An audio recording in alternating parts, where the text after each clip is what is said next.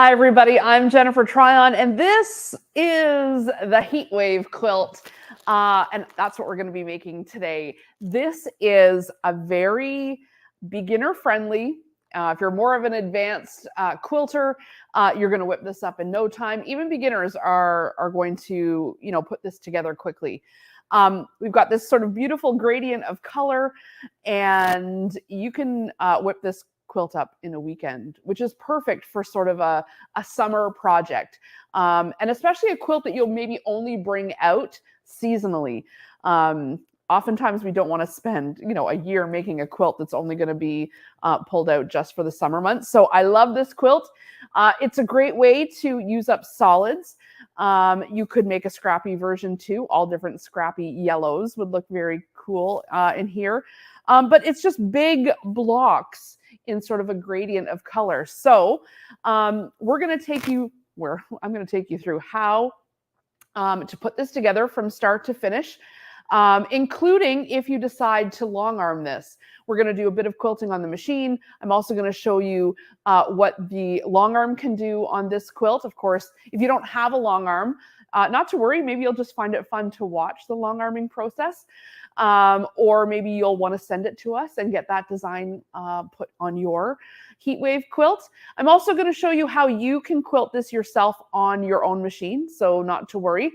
But in order to keep this whole quilt start to finish nice and succinct, I'm going to have some stuff pre-made and skip ahead and not finish every single step, just as a way to get you launched and working on your quilt. So let's get started making the Heatwave. So I've got my kit. Let's get it opened up. We're going to start by pressing the fabric and cutting. And what I'm going to tell you is I'm taking it right out of the bag here. I have not pre-washed this fabric. It's your choice if you'd rather pre-wash, all good. Every fabric has a little bit of shrinkage, but this isn't too bad. So I'm going to go ahead and set my yellow aside for right now, because when we're cutting, we're going to cut our main colors together and our yellow separately. So I'm going to start with our main fabric 1, fabric 2. So the lighter the fabric, so the lightest fabric, fabric 1, fabric 2, fabric 3, fabric 4, and however you want to lay yours out is totally fine. The gradient of color is sort of what kind of lends to, like that heat wave kind of feel, like the temperature is going up. All right, so let's just start like we always do. Getting the main wrinkles, the fold wrinkles out of our fabric. I'm just going to give it a little spritz with some flatter. And I'm going to actually do so much of this ironing and cutting at the same time. When it's big, simple things like this, you may as well try and save some steps, because that's what gets you through these even quicker. So I'm going to give each layer a little spritz. You don't have to use this, but it really is nice. Plus, this one is the celebration scent and smells like summer.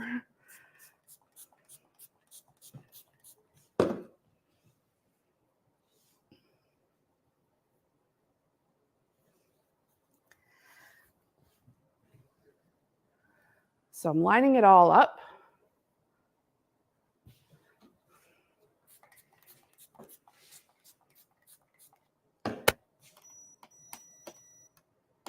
Guess it would help if I turned my iron on. And then I'm going to also lay out my yellow. And let's just take a look at the pattern here. Now, I got to say, this is a very small, just a little card of a pattern. This is how it comes. I could use a little more, I got to be honest. So luckily, I've made this a few times now, and I can bring you more, but I'm sorry that the pattern doesn't bring you more. But that's why we'll do this together, so that will help. There's a bit of when we're cutting, doing some diagonal lines. So if you have a laser, this would be a great time to make sure the laser is on your sewing machine. And we're going to, like I said, cut the yellow and then cut our colored fabric because it all needs to be the same. If you're just following along here, you need 3/4 of a yard of each of the colors, and you need 3/4 of a yard for the sun, and then 5/8 of a yard for the binding. So I think we've got, and we've sent everybody a little more. I think we sent a full yard when we were doing up kits. But if that's what you were using at home, I'm just going to see. This is the binding too. So I'm just going to see which one is the 3/4 of a yard. Yeah, this one's just 1 yard. So this is going to be for the sun. This is going to be for the binding. And this needs to be ironed too, so we may as well just put it down.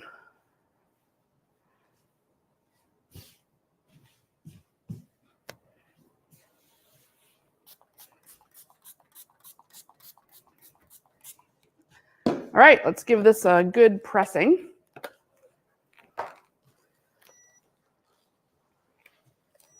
And I am using the steam, so it's going through all of those layers at one time.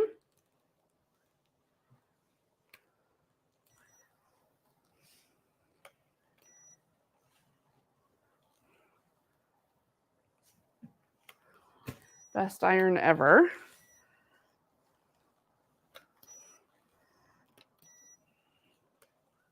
So you can see now all of our layers. Now the bottom one, yeah, I could use a little more. Just you can start with the top, but just leave it a little longer and it'll get all the way through.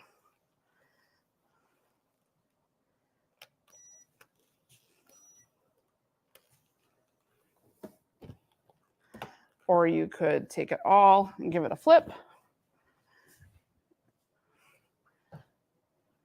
And start on this side, just for any little extras that didn't get through to the bottom.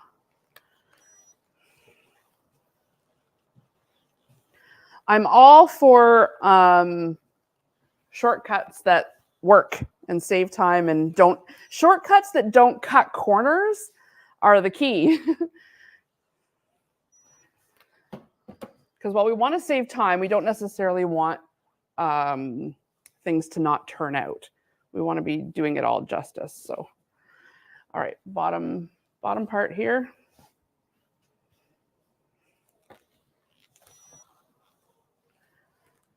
Isn't that iron so good?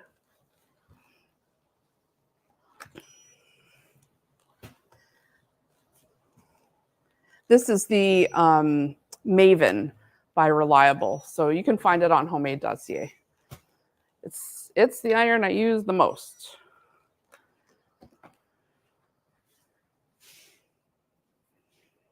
And then even that side looking pretty good. Okay, so I'm going to take all my colors except the yellow over to my mat, all layered up. Watch out, flatter. There we go.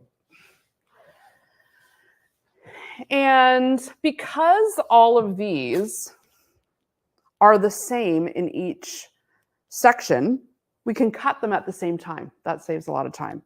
But I will tell you a little hint to get your mind wrapped around how this is going to come together. We're putting together the entire row of suns first.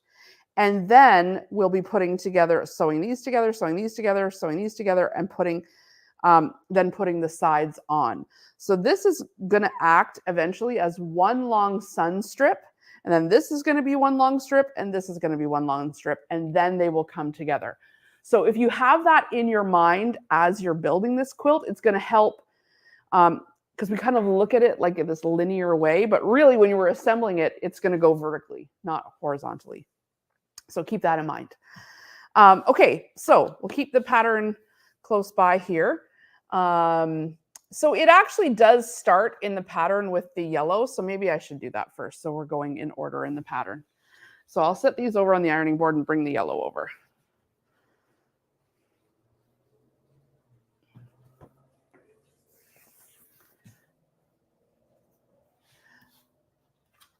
So the first cut is 8.5 by width of fabric. And then it's sort of like the writing here is not great, like the spacing and everything, but so we want one strip of 8.5 by WOF, which is width of fabric.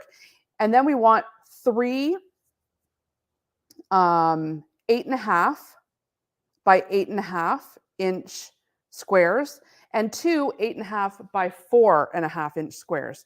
And so what that is 1, 2, 3 squares here, and then 2 rectangles on the end. So that's what we're cutting first. And to do that, I'm going to fold my fabric salvage to salvage so that it fits on my cutting mat and turn it over. And I'm going to go ahead and work from this side here. I'm going to grab my big ruler. I have an 8.5 inch wide cutting ruler, which is really helpful for this because then I don't need to count over on the mat. I can just count, or I just know my ruler equals 8.5. So I'm going to bring this over so you guys can see from this side since we're going to use the ruler. So salvage to salvage, best you can to line it up.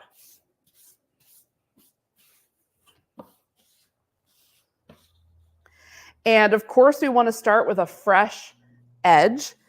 So try to find a line on your mat that even though a salvage edge isn't perfect, we'll be squaring that up at some point too. So I'm going to go ahead and just take off a wee smidge so that we're starting with a square edge. And it'll probably be, like for me, it's a little more off the bottom than it is off the top. So good. And now what I can do, if you've got an 8.5 inch ruler, you can just line the edge of your ruler up on the edge of where you cut and do your strip. If you don't have an 8.5 inch ruler, you can count over 8.5, or you can count over 8.5 on your mat here. So like counting over like this. But I've got an 8.5 inch ruler, so I'm just going to cut right up. And then before I move it, let's just see what the next cut is. So 8.5, and we're going to do those 2. And then we want 2 4 7/8 by width of fabric cut into 16 4 7/8 by 4 7/8 inch squared.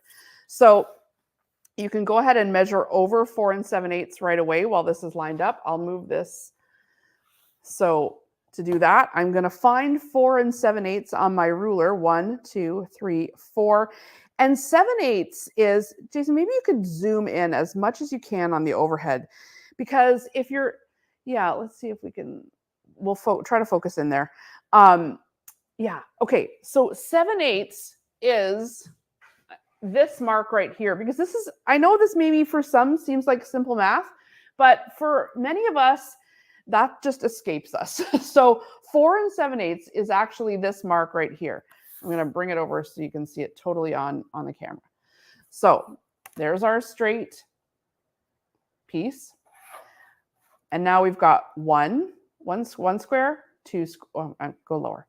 1 square, 2 square, 3, 4. And then we need another 7/8. So each one of those tiny ticks. So basically, you know, it's these are all an 8. So 1, 2, 3, 4, 5, 6, 7. That's 7/8. Right, that last one, that little tick. So I'm going to line up, and I'm sorry if you already know this, but also you're welcome for the people who didn't know this, because sometimes those 7/8 or 3/8 or whatever, it's like, really? But that's where you count over those tiny little ticks. And so there's 8 8/8 in a hole. So 1, 2, 3, 4, 5, 6, that's the 7/8 mark. And so if you mark up all the way along your whole thing. Okay, we can probably zoom back out. Your whole ruler, then you know you've got 1, 2, 3, 4, and 7/8. And so you can go ahead and cut 4 and 7/8. So that's one strip.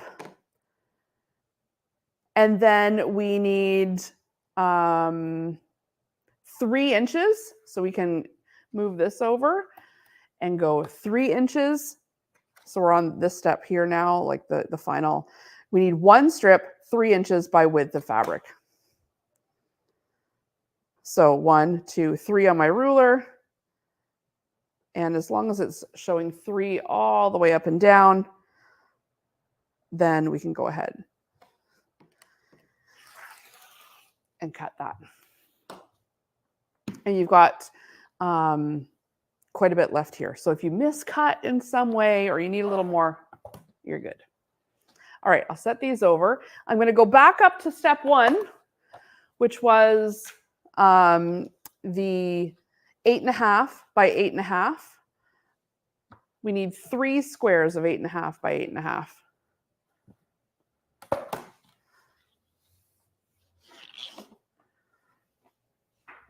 So you're going to just keep, what I do like about the card is that it's small and it's handy. You can kind of keep it with you. All right, so let's cut a couple of 8.5-inch squares. I'm going to just line this up on my mat so that my fresh cut is totally squared off with my line on my mat. I'm going to take off the selvage, so we don't need that.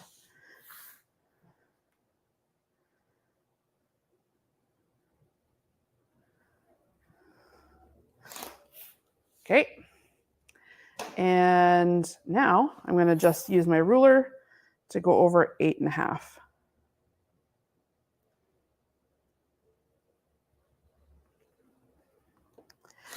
There we go. And we need 3 of these. So 1,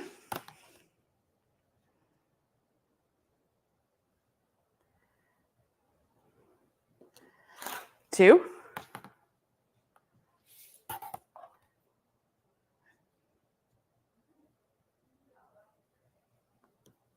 3. All right, and we can just set those aside for when it's time to build our big sunshines. All right, off they go.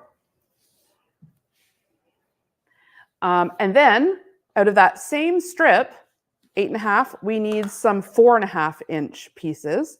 So let's take what's left. And it says we need 2 for the bottom and top partial sun, sort of the sunrise and sunset, so to speak. We're going to go over 4.5. So we'll use our ruler, 1, 2, 3, 4, and then line up the half mark along our cut line here. And we'll cut 2 of those. So 1, 2, 3, 4.5. 1, 2, 3, 4.5. Yes, measure twice, Jen. There we go. And then we can set those aside with our other suns. And we've got a little extra here. Okay, I'm going to bring over my 4 7/8 strip now, because here we need 4 7/8, and then we need 4 4.5. So make sure you're not cutting this on the fold, because you're going to need to trim this down to 4.5 once you've got your 4 7/8 out of it. Now that we know how to read a 7/8 mark, we're good to go. So again, I'm just lining up my squared up edge with the line on my mat so I know everything's nice and straight. I'm going to cut off that wee bit of selvage and then measure over 4 7/8. So 1, 2, 3, 4. And let's find that little tick again, a little small mark.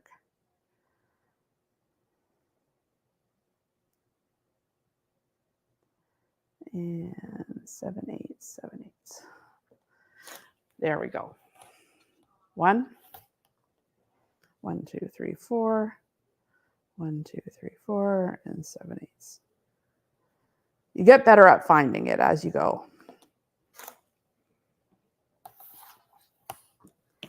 You don't have to move them out of the way. I just tend to. 1, 2, 3, 4, 7/8.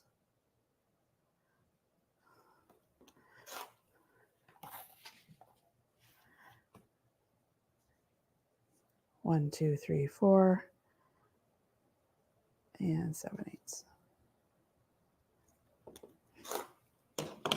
Okay, so now we've got 4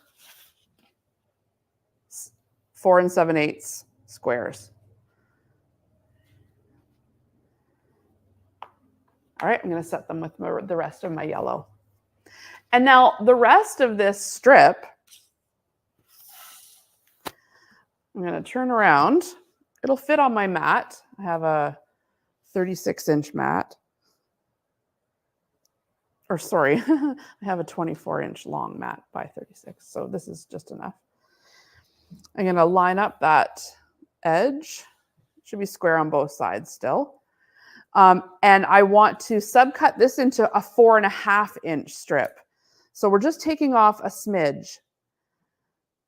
So I'm going to line up the 4.5. 1, 2, 3, 4.5. Right here. And I'm just going to take off that little wee edge. Oops, don't lose it, Jen. All right. So now we have a 4.5-inch strip, and we need to subcut that 4.5-inch strip into 4 4.5-inch squares. So you might want to label these if because they're very close in size to the other ones. Or you can just wing it because there's not that many pieces. All right, take off the selvage. And now we're going to go over 4.5. 1, 2, 3, 4.5.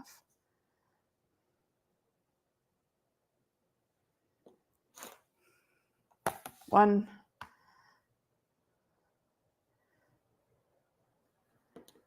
2. 1, 2, 3, 4. 1, 2, 3. Did I make that one big? No. Phew. See, sometimes when I go fast. These look like cheese slices. Is that what you guys were thinking?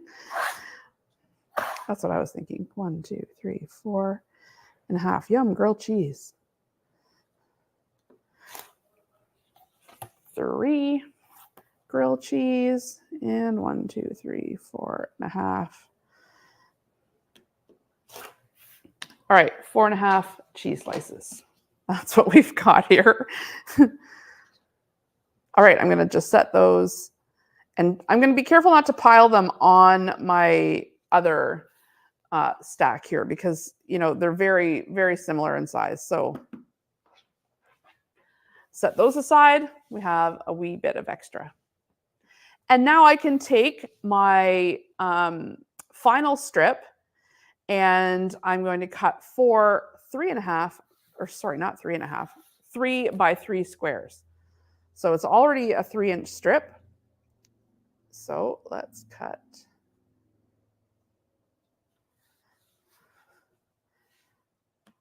Cut off that selvage.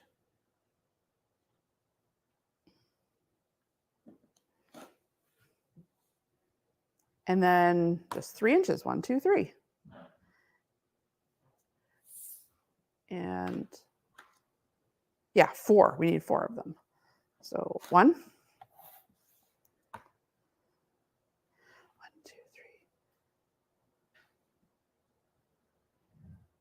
Now we're more into charcuterie size cheese slices.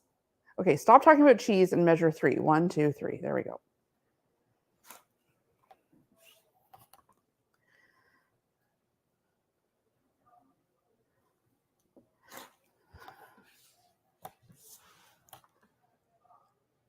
One, 2, 3. Okay, that's 4 of those. We'll stack them up on our sunshine charcuterie. And next up, We need 1 2.5.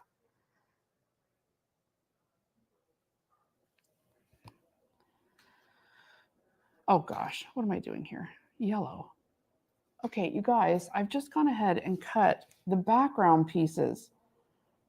2 7/8 into.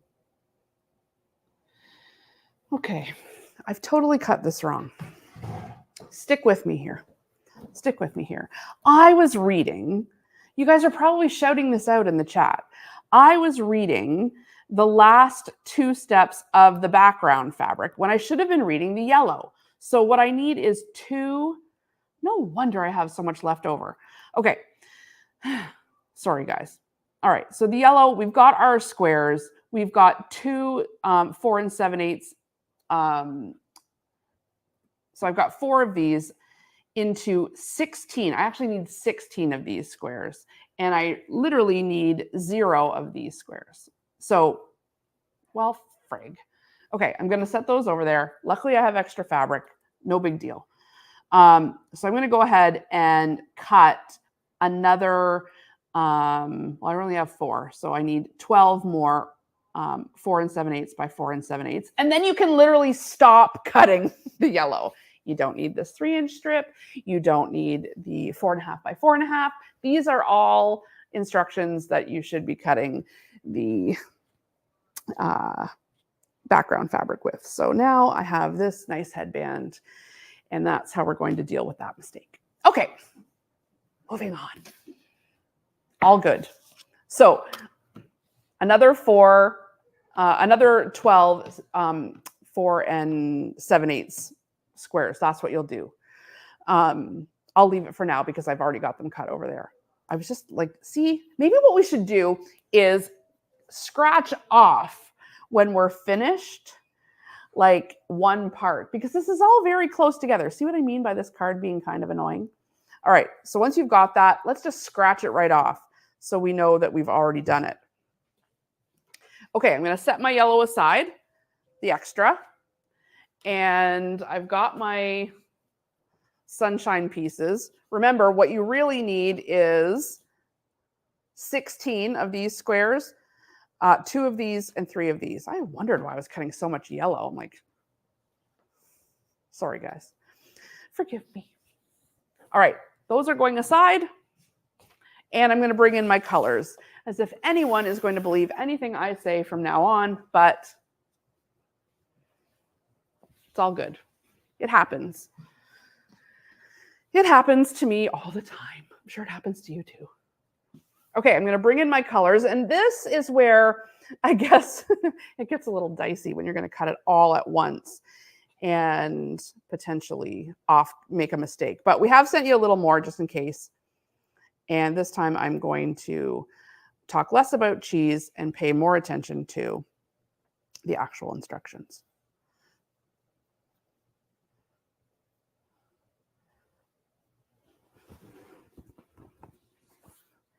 Thank you to everyone who was shouting at their screen. You don't need to do that.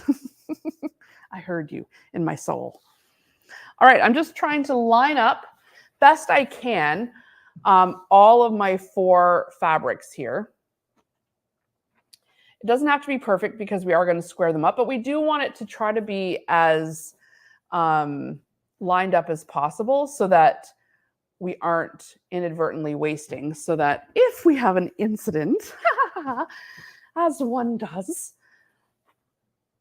that we still have fabric left. See, and not a big wrinkle in the, to correct it. Okay.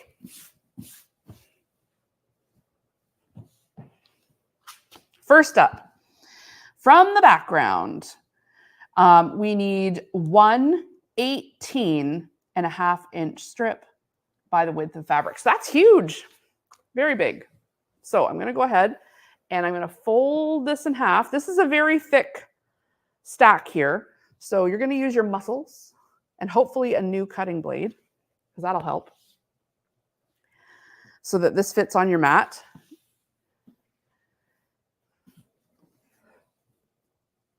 Make sure you don't have any wrinkles in this big thing.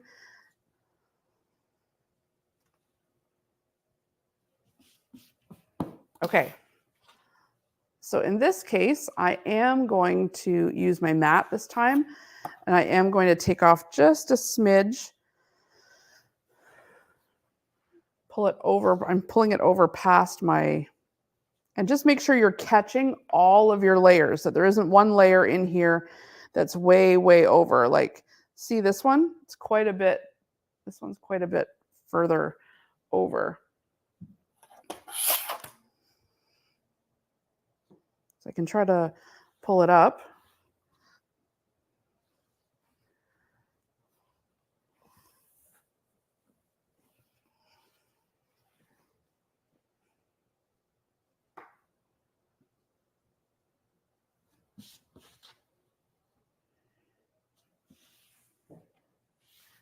Okay, and let's just take off and square that up. Just make sure you're catching everything.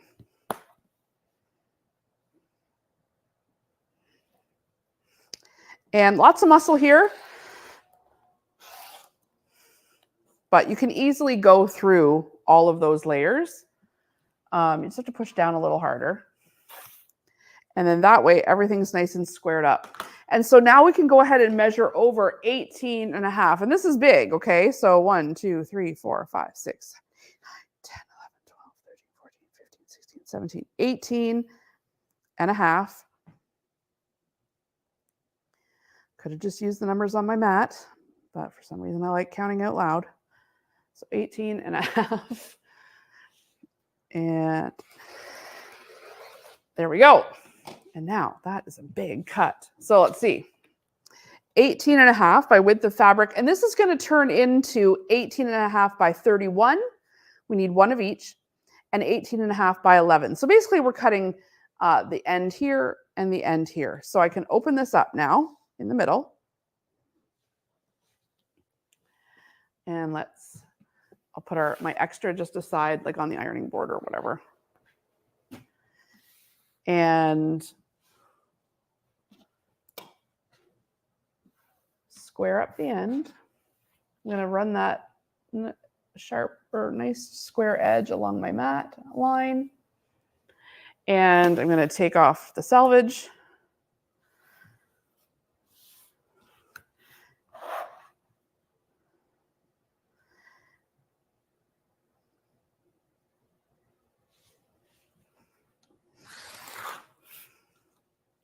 Only half as thick this time.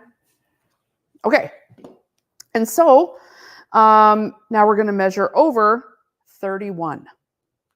That's big.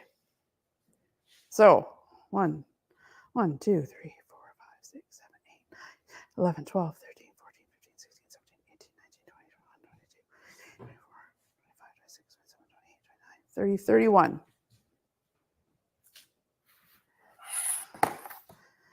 And what I'll tell you is, if you measured over 32, or if you measured over just 30, as long as they're all the same, it's okay. Your quilt would just be bigger or smaller on the ends. It's not going to really affect anything. It's the 18 and a half that, needs to be perfect. But should I count over just to be sure? It's going to be fine. You probably should. All right. So there is the first set of big side pieces. See, like your quilt comes together pretty quick when you're dealing with 31-inch chunks. So that's good. So these can get set aside. And then what's left over here, let's bring it. And we shouldn't have to square up this end because we've got a nice sharp edge. Let's measure 18 by 11. So 1, 2, 3, 4, 5, 6, 7, 8, 9, 10, 11. Good.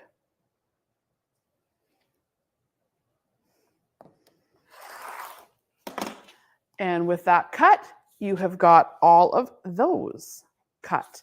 Layering it up is really the way to go. Okay, I'm going to set that aside, and I'm going to congratulate myself for not screwing any of that up. As the teacher of this class, you would think that would be expected. Really, I'm just your friend making this with you, okay? Okay.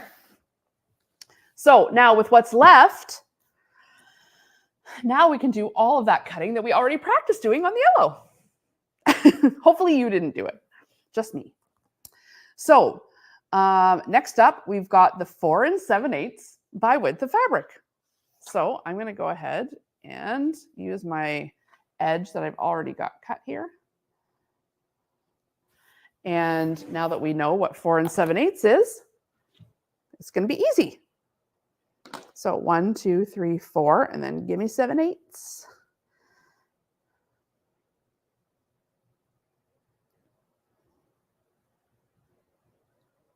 Got it.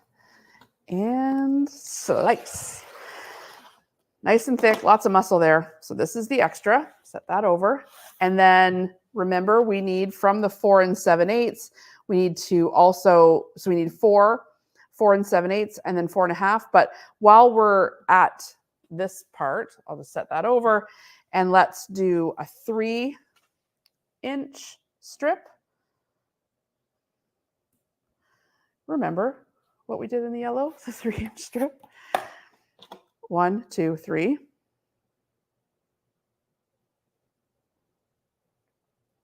One, two, three.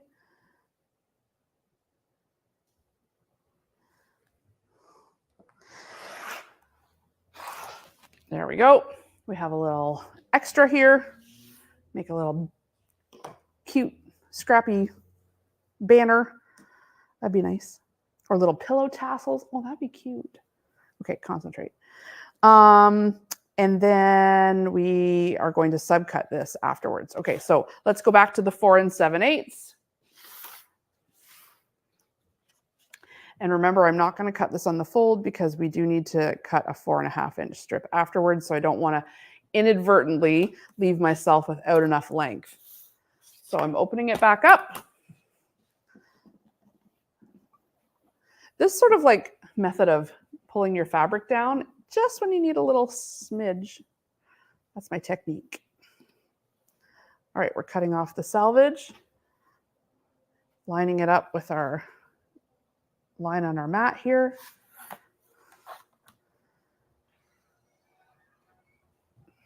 Making sure you're getting all of the pieces. Am I? Yes, good.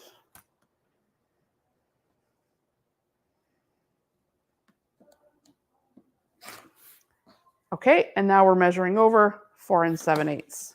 And we need 4 of them.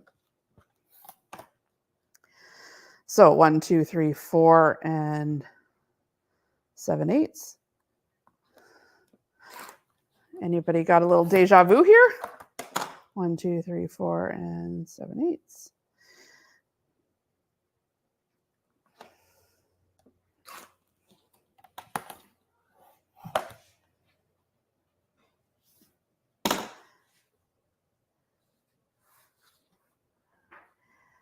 One, two, three, 4, and 7/8.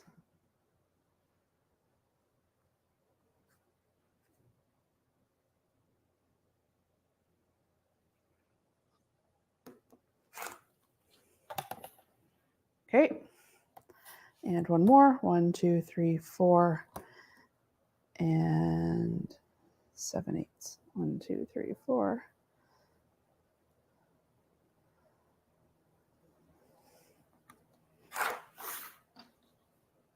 Okay, so now I've got that 4 times in all my colors.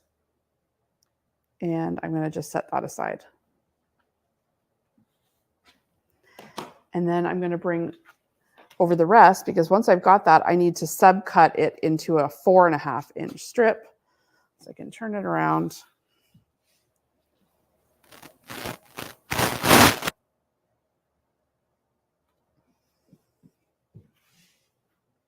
It's nice and square already on one side. 1, 2, 3, 4.5. 1, 2, 3, 4.5. All the way up, all the way down.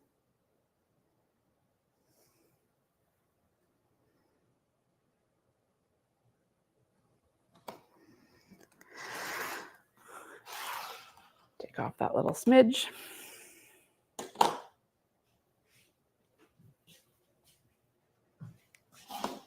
And then we can turn this around and cut 4.5-inch squares.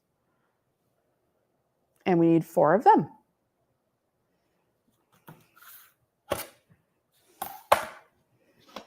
One, 2, 3, 4.5.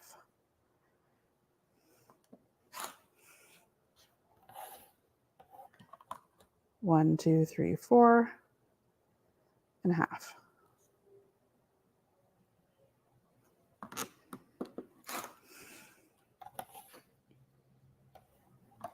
One, 2, 3, 4.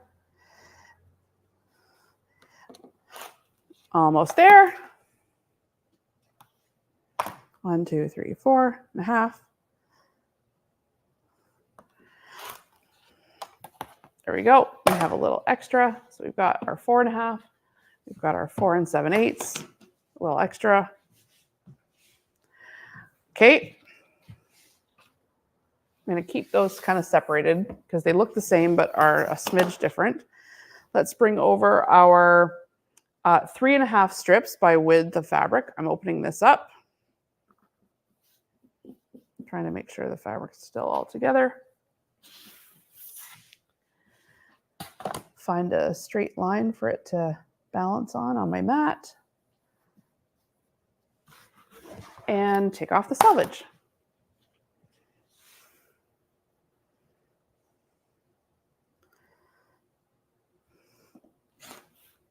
Did I get all the pieces? Got all the pieces, good. And I am going to make 4 3-inch squares. 1, 2, 3.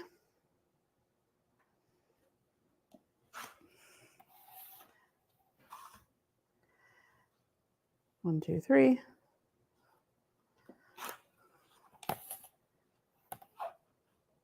1, 2, 3.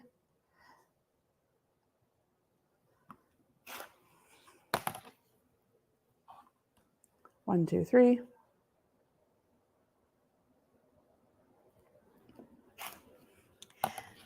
There we go. So I got 4 of those. And now I need a 2.5 by 16.5-inch strip. So this is going to be a little, so I'm going to go ahead and cut 16.5 first so that this fits on my mat. So find a spot on your mat that it's going to fit because it's still pretty long.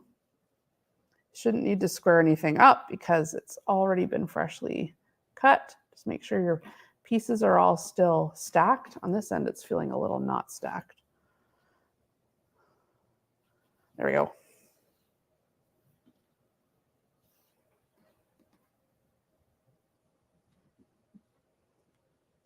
Okay, so let's measure over 16.5. 1, 2, 3, 4, 5, 6, 7, 8, 9, 10, 11, 12, 13, 14, 15, 16.5. So that's a half.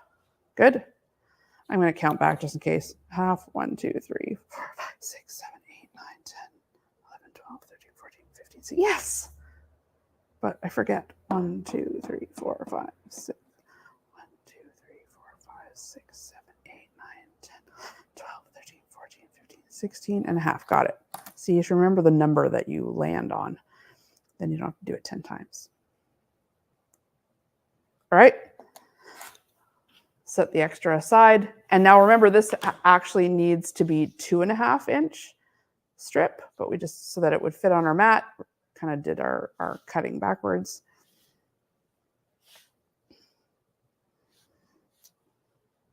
So sometimes when you cut on a fold, which I've done, and I don't know if we can zoom in right about here, like right here. Yeah, I'll move this over so that you can see it. I just want to point out, and just something to watch for when you cut, especially stacks on a fold, is sometimes you get this little bowing. See this little whoop in here? Like that's not the end of the world. Like you can make up for that in your seam allowance. However, since I'm cutting this down to 2.5, why don't I straighten that up now? Yes, our other pieces might have a little bit of that bowing in too. You're not going to see that in the overall quilt. It's certainly easy to hide that little smidge. See how it comes in just slightly there? It's certainly easy to hide that in your seam allowance and still worth cutting stacked given the amount of time you save. But since we're subcutting this anyway, and I have the opportunity, I could just move that over just a smidge and square it up, and then still be able to get my 2.5-inch strip out of this. So that's just something to watch for, that you don't, when you're cutting on a fold like that, especially in a big stack, that you don't end up with a super big arch in your fabric. Certainly one that you can make up for in the seam allowance or cut as you go. So maybe I should cut this the other way because I'm having a hard time getting this to balance on there. But and then like it's ever so slight, really. But hey, the more precise you can be, the more things fit together. So we only need 2.5. So I had the room, so why not do it? 1, 2.5. Still lots of space. And there we go, the rest of our little strings. Okay, so for your, that's it, right? 4 of each color plus the yellow, yeah. A little bit of extra. So you can see, if you didn't miscut your yellow, that you could cut this out by stacking it really pretty quickly. And that's why when we talk about this quilt being a quick summer job, you know, you can cut this out in less than an hour for sure with the stacking. Okay, I'm going to get myself set up now for sewing. So let's, I'm going to get my sewing machine and start putting this together.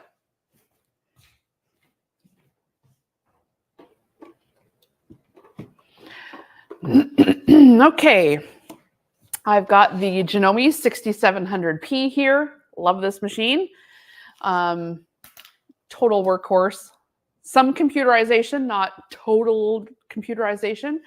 So it's a nice upgrade from a small machine because it's got lots of throat space, and we'll be needing that when we're quilting. But for now, we are assembling. And what I'm going to do is I'm going to show you, since it's repetitive, how to assemble the sunshine here. Okay, so that's a full sunshine, and then one of the half sunshines, and then essentially how to assemble it all together. We don't need to put together all of these in order for you to know how to do it. So we'll do this one, and then we'll assemble the whole thing, and then we'll be ready to be quilting it. Okay, so let's get started. We're going to start with the yellow. Actually, we're going to start really with the yellow 4 7/8 inch squares. So the instructions to sew it sort of start here under sew, and there's not a lot of instructions. So in fact, the first half here is all just on how to make half square triangles, and then it's just sort of one line on the rest. These little photos here do help, as does how it's broken down in the quilt. So keep this handy, and I'll go ahead and show you how to do it too. So we're going to start with our yellow squares. And remember, while I'm just doing the one and then the second one, you can go ahead and do this step on all of yours. And then chain piece them if you like, or you can assemble it one row at a time. Chain piecing is always a little bit faster, so keep that in mind. So we're just taking our yellow squares, the 4 7/8 squares, and I'm drawing a line down the center. If you have like a half square triangle ruler that you draw on the other side and sew right on the line, that's great. You can use that here. Or if you have the laser, that's great. You can use that here too. So once you've got your lines on all of them, you're going to take one of your colors, and you're going to put the line right side up.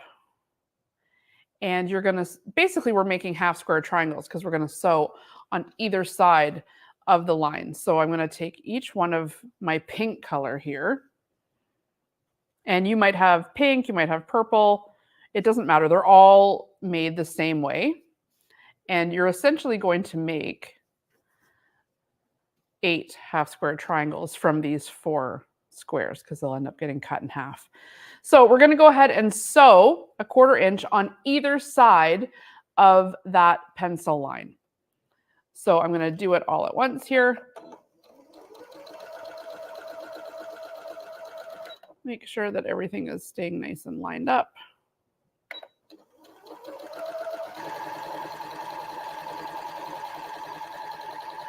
Okay, and I'm not even trimming the thread. I'm just going to go right to the next one and the next side. And then after I've done all of my half square triangles with the yellow, I can go ahead and do the next side. And remember, you can do this for all of your colors. So if you're fairly new and that feels confusing, do it like with one color to start, and then maybe you'll bunch together your next 3 because you'll see how sewing them like this is a bit faster.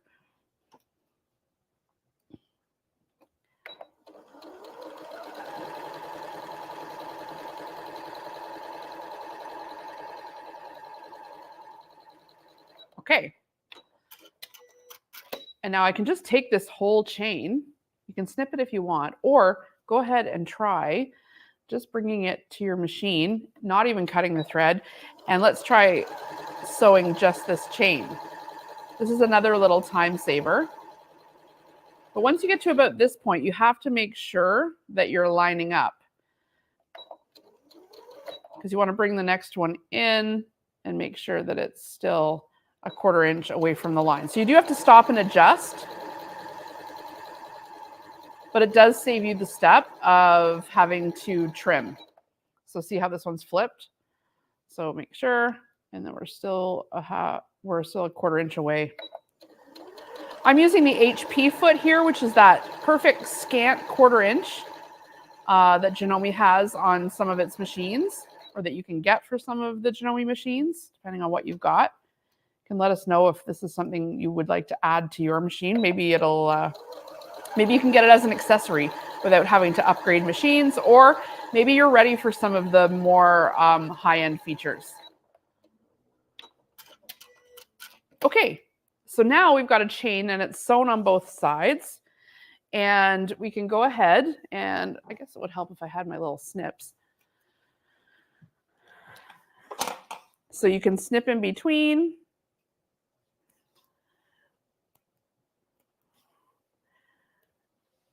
And then again, because I'm about short cuts, but not cutting corners, in an instance like this where we're going to basically be going down the same line, I'm going to line those up, grab a ruler, and I'm going to cut right on that diagonal line. And that's a very fast way to make those half square triangles. So let's bring them over to the iron. The pattern wants you to press these open. Full disclosure, I did on my first version of this quilt, I did exactly what they said. I pressed them open and kind of realized it didn't really matter much. So if it's saving you time to just flip them one way or the other, it's fine. They don't really get nested.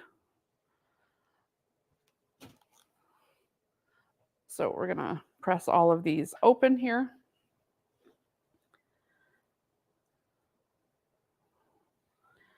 And you can see I'm like resting my iron there. That's just to keep it nice and flat since I don't have my clapper right with me. And my iron's still just heating up.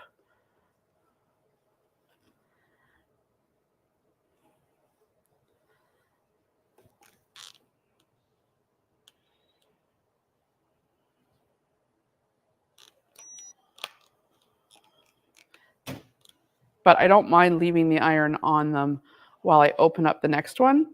I haven't found it burns anything. If anything, it just keeps everything nice and flat.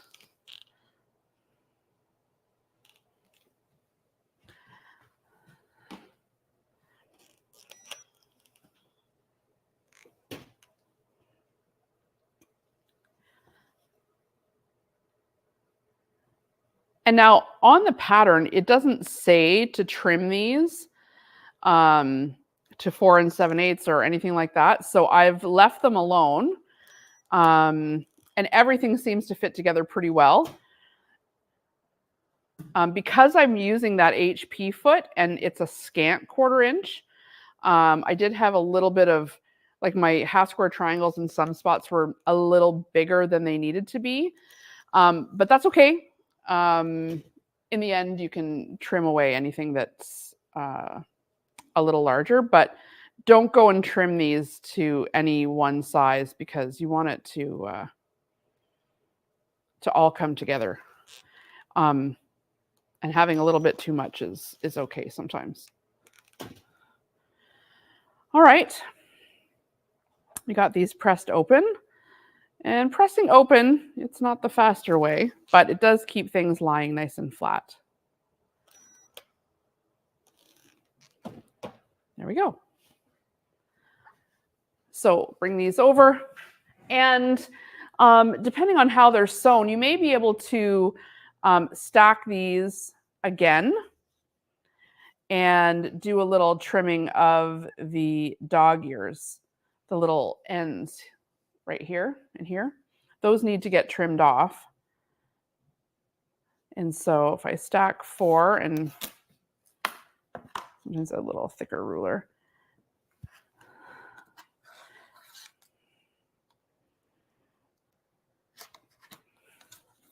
take them all off at one time. Just make sure you are getting a good stack though, because you don't want to cut into the body of the square. You just want the ears coming off. And that ruler there is going to help protect the rest of it. Okay, so that's quick. Let's do that again for this stack.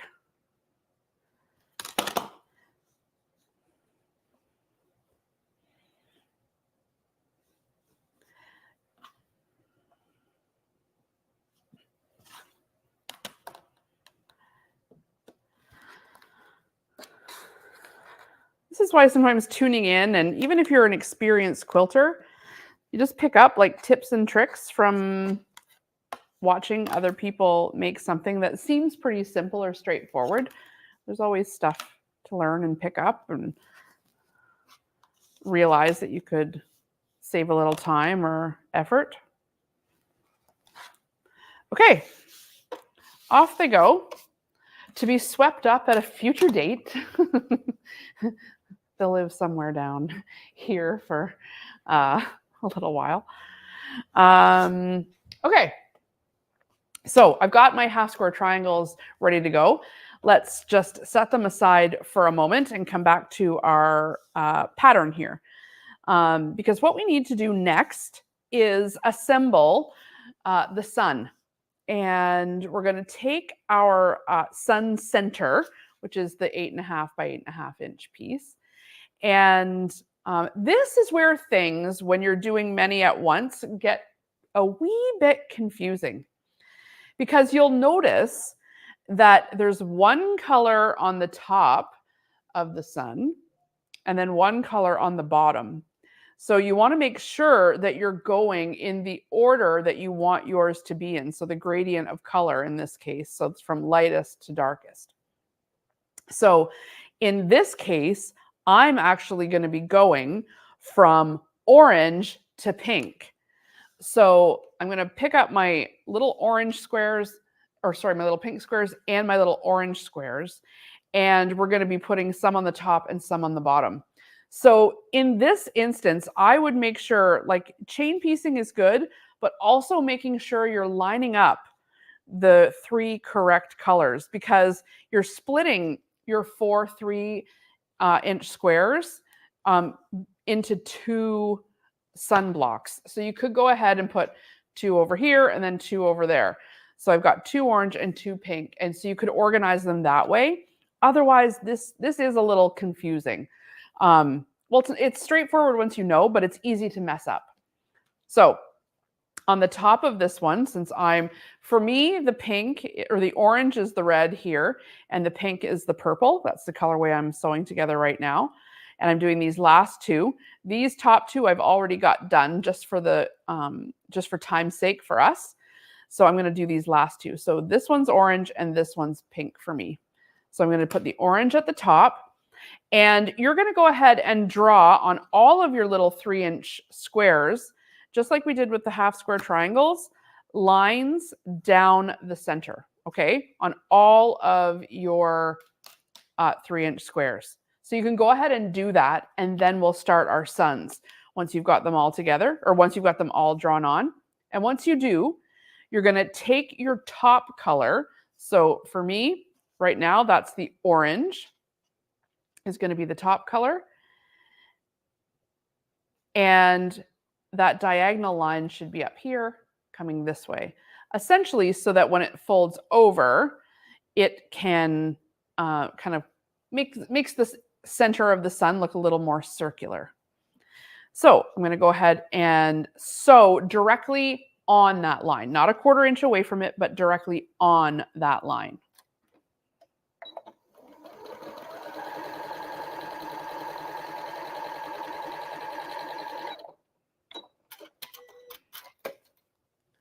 And then, so that's good. So then I can take the other one and sew directly on that line again. Now, you could do every top corner for all 3 of your suns.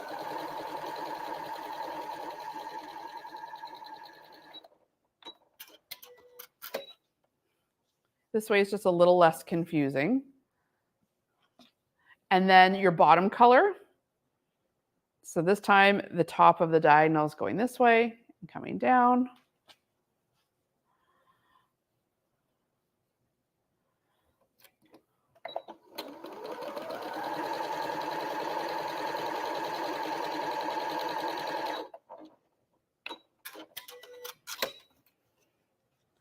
And then again, the bottom corner, the diagonal line is starting up here and coming down.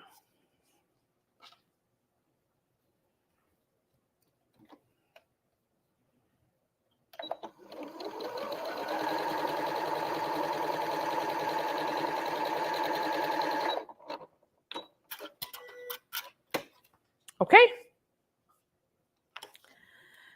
A little thread to trim. Now, in order to make this a square again, right, we need to trim off these little extras. And so you can just take your ruler and you're going to put your 1/4 inch mark on your ruler, whichever ruler you're using. Lay the 1/4 inch mark directly over top of the stitches, and you're going to cut away that remaining triangle. And you're going to do that on all of the sides. Whoops, I nearly cut right to the, so the stitches go underneath the 1/4 inch mark, so you've got a 1/4 inch left over here. And now these are still perfectly good, even though they're not used in this quilt. If you go ahead right now, while you've cut them, and just put a line down the middle, like sew a 1/4 inch right down the middle right now like this, then you will have some usable half square triangles for something future. So let's just sew them while we're at it. And you can just leave them chained together and put them in your scrap bin. So when you're looking for a little something scrappy, you've already got a little something ready to go. And you can trim it to whatever size square you need at the time that's under, 3 or 2.5 inches, whatever this ends up being.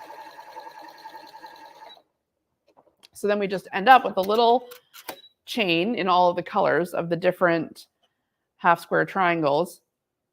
that are ready to go for something new. So I'll just set those with the rest of the scraps, and why not? Okay, so now what we need to do is press this away from the yellow.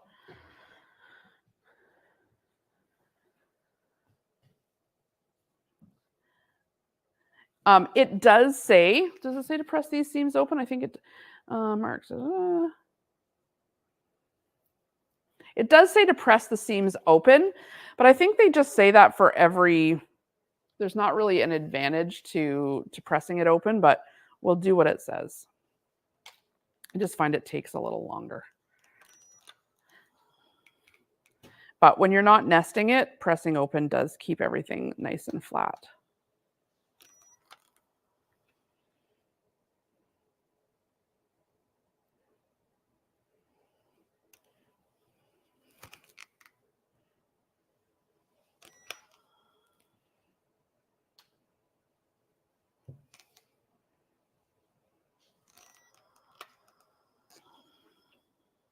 And then just good.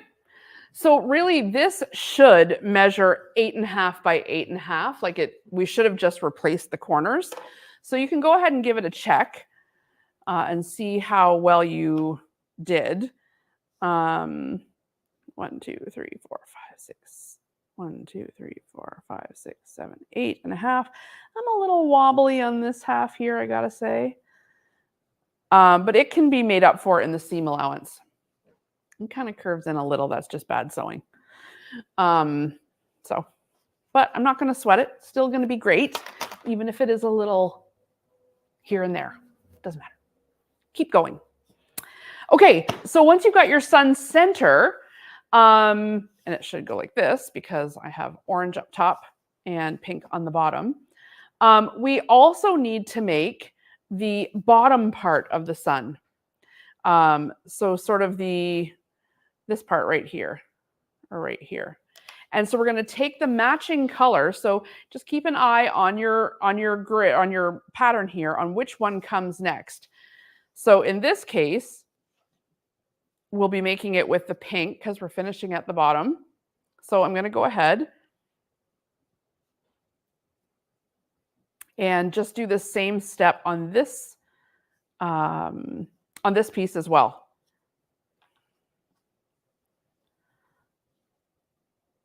So again, sew down right on those lines.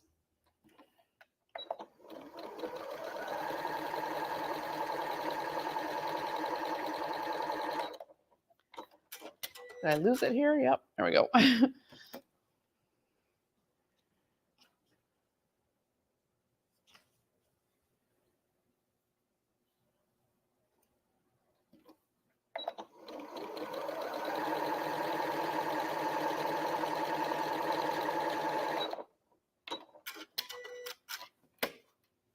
Okay. And then again, we're kind of finishing that rectangle. There's going to be a piece in here. But just like we did with the bigger square, you can cut off those ends.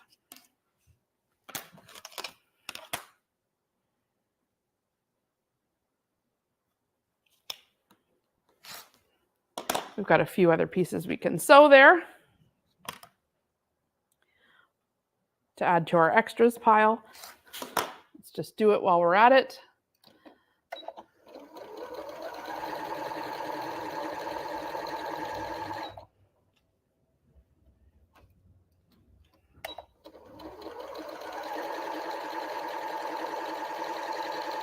Okay, and then we can, again, press these seams open.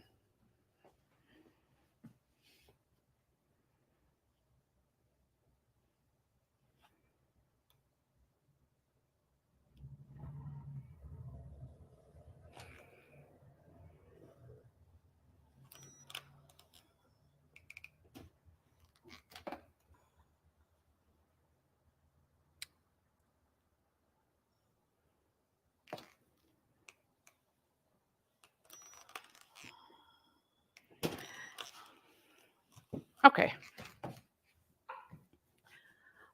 So we've got our sun centers done.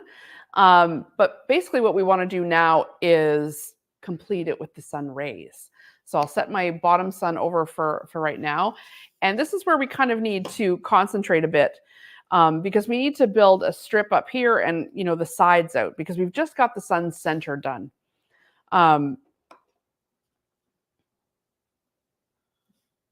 So you're going to make a total of 3 of these and 2 of these.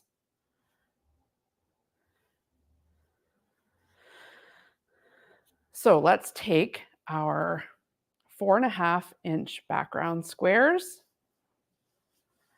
and our half square triangles that we've made.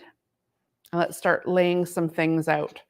So we've got 2 half square triangles in the orange. Remember, we made our half square triangles. You will have made them in all of your colors. I just made them in the pink. I have the orange already done. And it looks a little as though this centerpiece should or could be a flying geese unit, but it's actually just 2 half square triangle units with the color facing down. So you can kind of see how the sun ray is going to come up here. And then we've got one of the 4.5-inch squares and the other 4.5-inch square. Okay. And then we've got another half square triangle unit in the orange or whichever one, you know, you're doing at the time.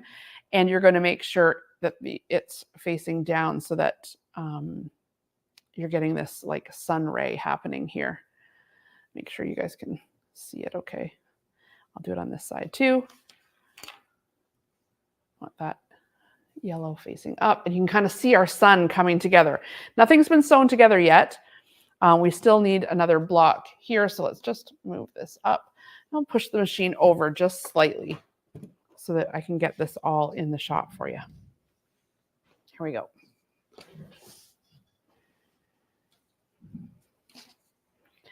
And we're just laying things out at the moment. We still need a little bit of assembly here before this becomes one long strip. And so now we're going to take more of the half square triangles that we just made in pink and lay out with this one facing down like this, the yellow facing down like this. And then we've still got some more. We're going to make that same unit here, but with the pink, or your bottom color. And we want to make sure that the yellow is facing up. So that's making that. And this is making this. And then we should have our 4.5-inch pink squares. Grab those. And then this is what's sort of bringing us down to that next color. Okay. So this is what that one sunshine block looks like when it's sort of laid out. So what I'm going to suggest you do first is kind of view these as 3 rows. Row 1, row 2, and row 3 right here. So let's kind of finish assembling this one so that it can act as its own row. So we need to put these right sides together and sew along, and make sure you're sewing along the right spot so you're bringing the right part to your machine.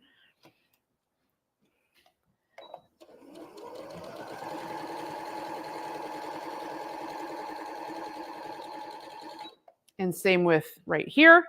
We're going to make sure that we put right sides together. And then we're going to sew along this part here.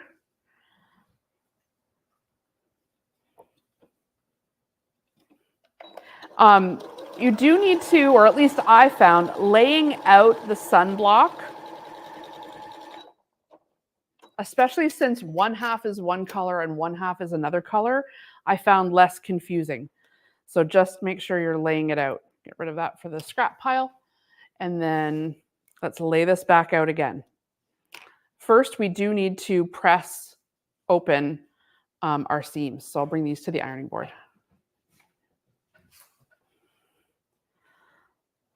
So open it up.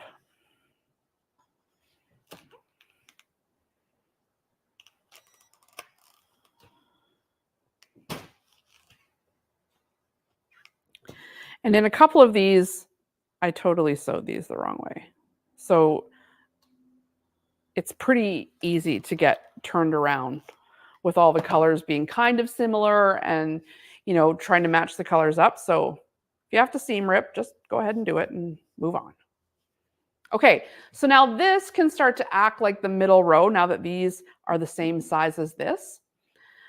We also need all of this to start, you know, being a row too. Same with the bottom. So we can start moving right sides together, but let's just do one at a time since we're moving here. So let's just finish this one off. So right sides together. And remember, I had a little bit of making up to do in the seam allowance. So we'll need to do that. So I'm going to make sure I'm watching that I'm not going over anywhere. So I'm going to take this and make sure I'm making up for whatever I need to make up for in the seam allowance.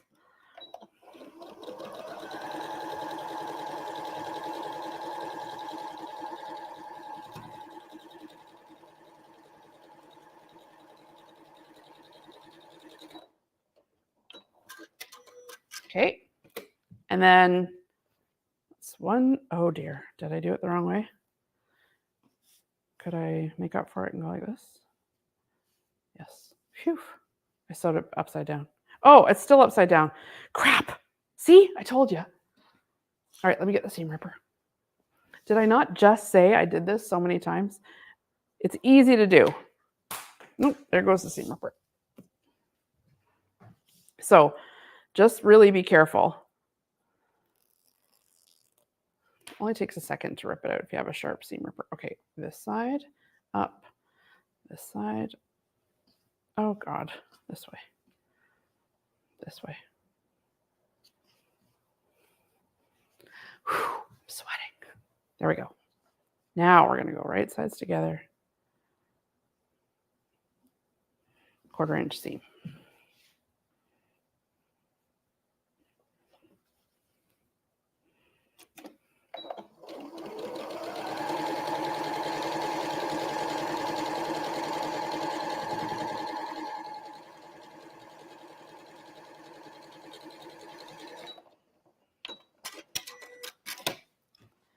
Okay, that's better.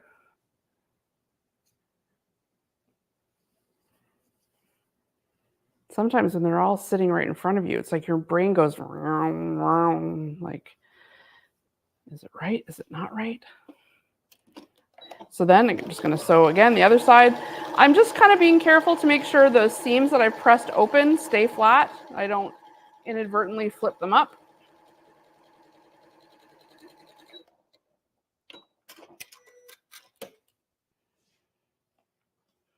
Okay, good. We'll leave that for now. And we can move on to, let's go right sides together here. Right sides together here. And let's go right sides together here. Right sides together here. I always flip towards like the seam that's closest to my machine. So I know I'm sewing on this side. So when I bring them over, I know that's the side I'm sewing on. If you want to do these one at a time so it's less confusing, that's fine too.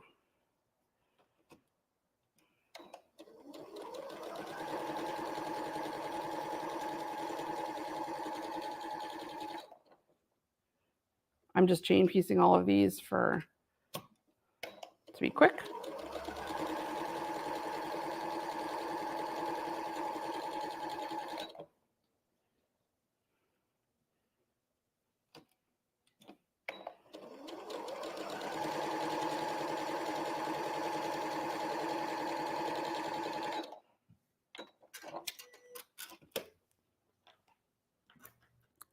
Okay, snip everything apart and lay it out again. I'm a big fan of laying it out. If you don't lay it out, it's just how it goes wrong. Even when I lay it out, it goes wrong sometimes. So just lay it out. Okay, so there's that. And then we don't have to iron these quite yet because we're not sewing over a press seam. Uh-oh. This way. Phew. Okay. So now we're going to go right sides together here and right sides together here. And so and so.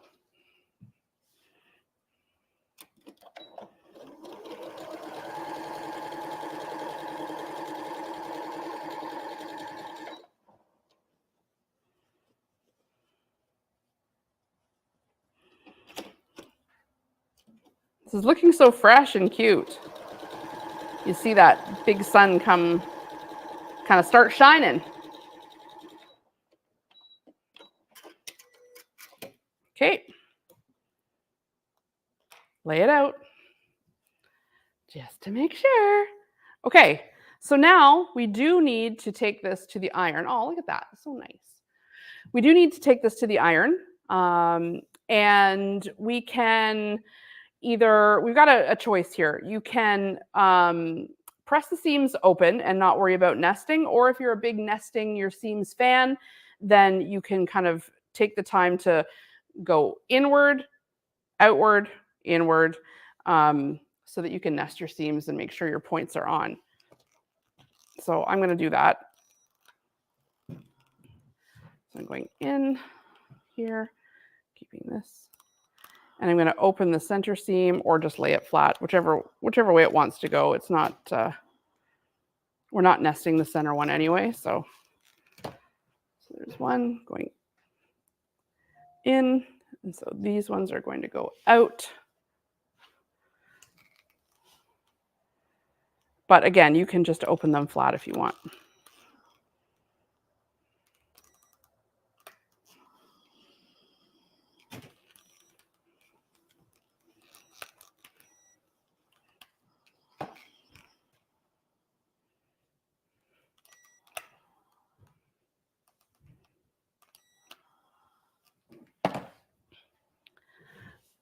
Lay it out. So that's, this one's going out, so this one's going in.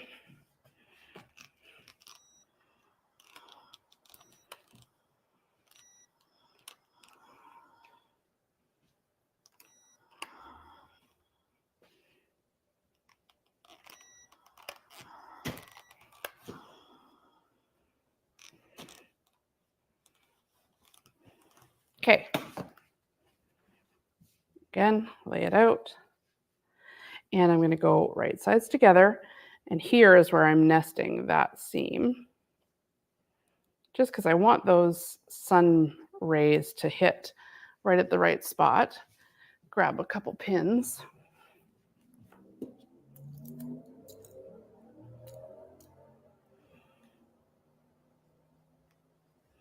And then I'll nest this seam, which is just basically butting up those two because they're facing opposite directions. Kind of feel for it, lock it into place there, and put a pin down the middle. And I'm going to sew right along here.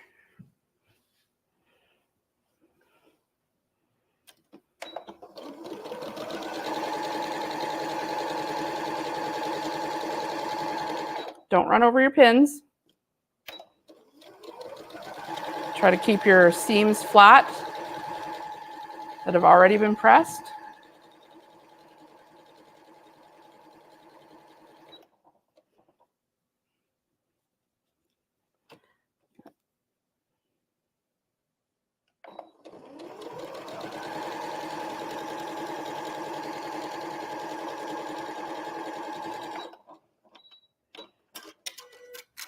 Okay, lay it out.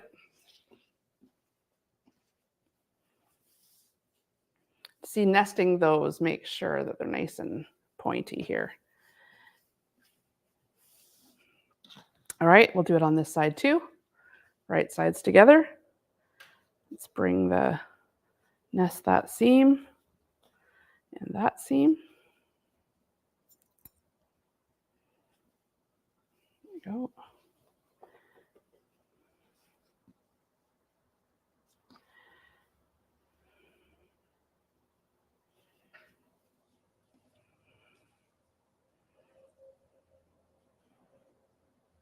And we'll sew along there.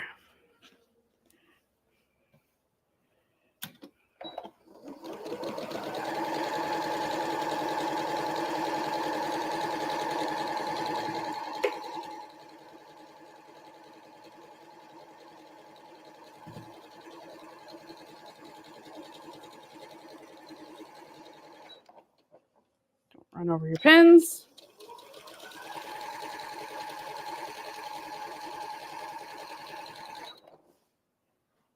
Okay.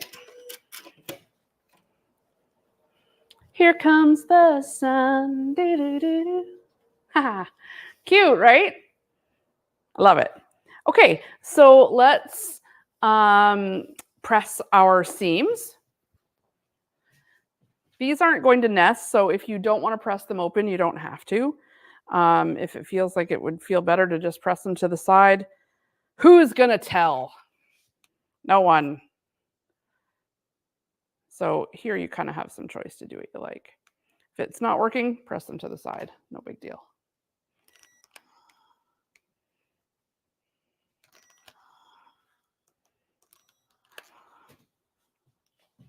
In spots like the middle, you kind of have a bigger hump.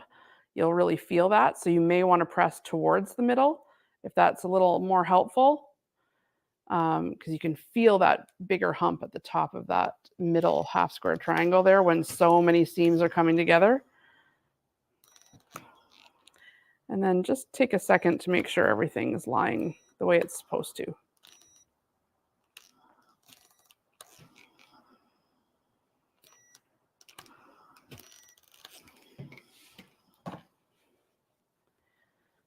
Take a look if it needs a little.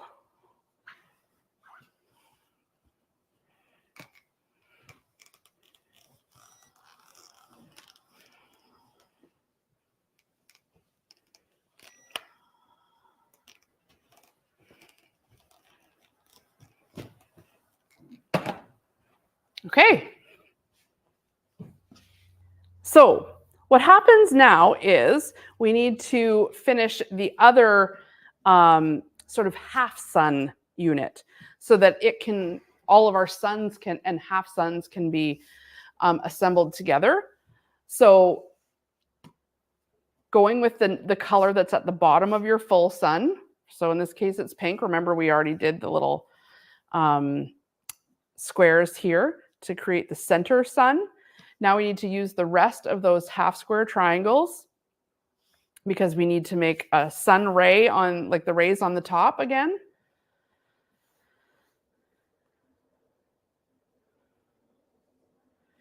So we're going to make that sort of V in the middle like this. Just lay it out. And we're going to take the 4.5-inch squares at the side. Remember, there's going to be that strip in here. So there's a piece to go in there. Don't sew these two together. And then we have a half square triangle here with the yellow up and the yellow up.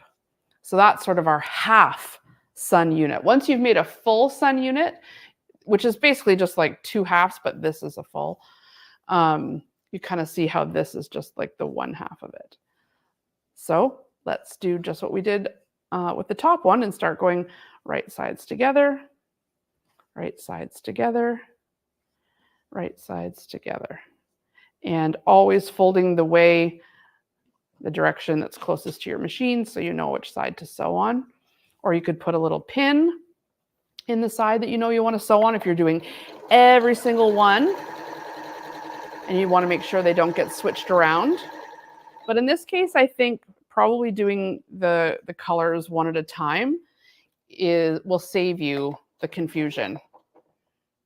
Sometimes going slower is faster.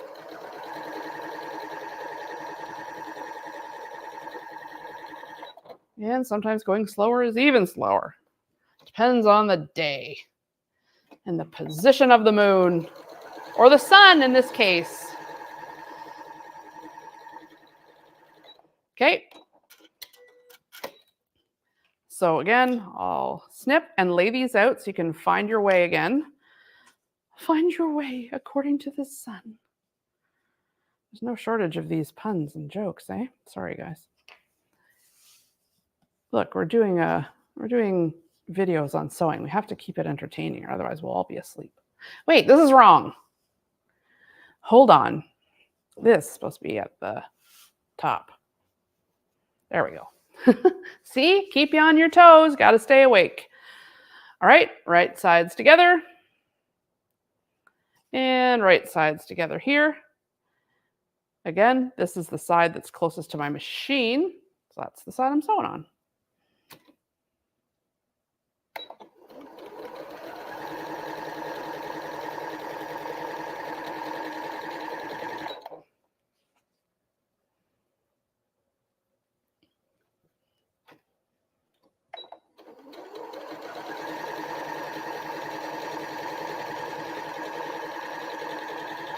Okay, let's lay it out again.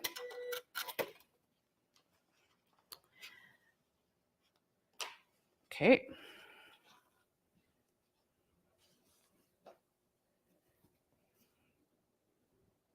Where am I? Oh yeah, there.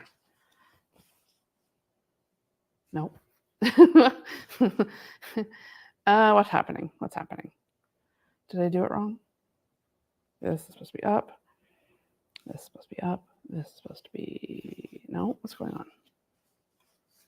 Oh no, it's right. There we go. Whew. Okay, let's press these. I'm going to press in and out so I can nest those seams. So this side's going to be in.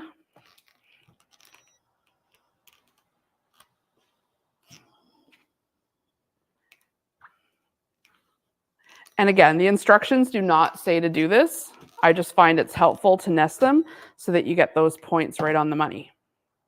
Okay, so this side's in. That means these ones are going to go out. And you can deal with the center one however you want.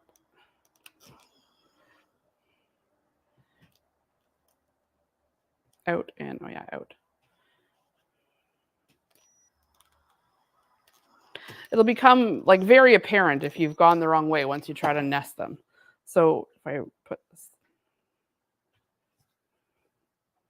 this way, right sides together, and just can nest that seam there and nest that seam here. Okay, we'll put a little, I can feel it in my finger, locked. Pin it. Locked. Pin. Here we go.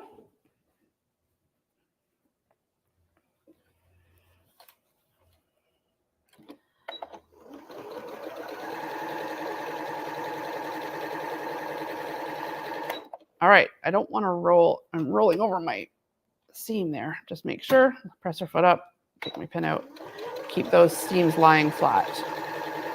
Sometimes the presser foot just wants to catch on those seams that you've already pressed, so just watch for that. Okay, pin out.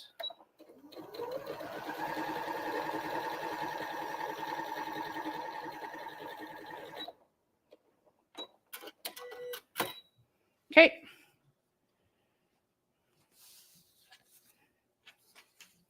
This way. All right, let's press it. Again, we're not nesting this anywhere, so you can deal with the seam however you like. It's naturally folding down for me, so that's what I'm going to do. Okay. So now we're going to take one of our strips. Oh, did I drop the pink one? Probably. Is it? Okay, it's at the front. You're going to have to get it. You know, sometimes things fall off the table. All right, thank you. Okay, so you've got your strips in your various colors. And you can go ahead and attach it to one of the units. It doesn't really matter because they're all going to, this is how they're all going to attach together anyway. So when we're assembling our blocks, you'll have two of these. You'll have all of your strips in between, your three sun pieces. And then, of course, you'll have your top ones too. I've gone ahead and made these. So you've got your strip and your piece. And this is when we're going to start assembling the long row of sunshines. Okay. So we'll start with an end piece. We've got our strip. Okay. Once the strip's attached, right sides together, and we can sew that. It's pretty straightforward at this point. Just so you know, you're making the long sun strip before you put all the big pieces together.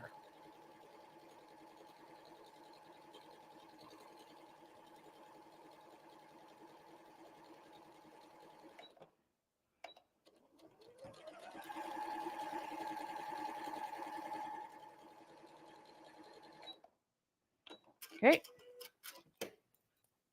Lay it out. So we've got half sun strip, full sun. Okay.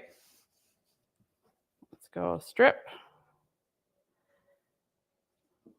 Sew together.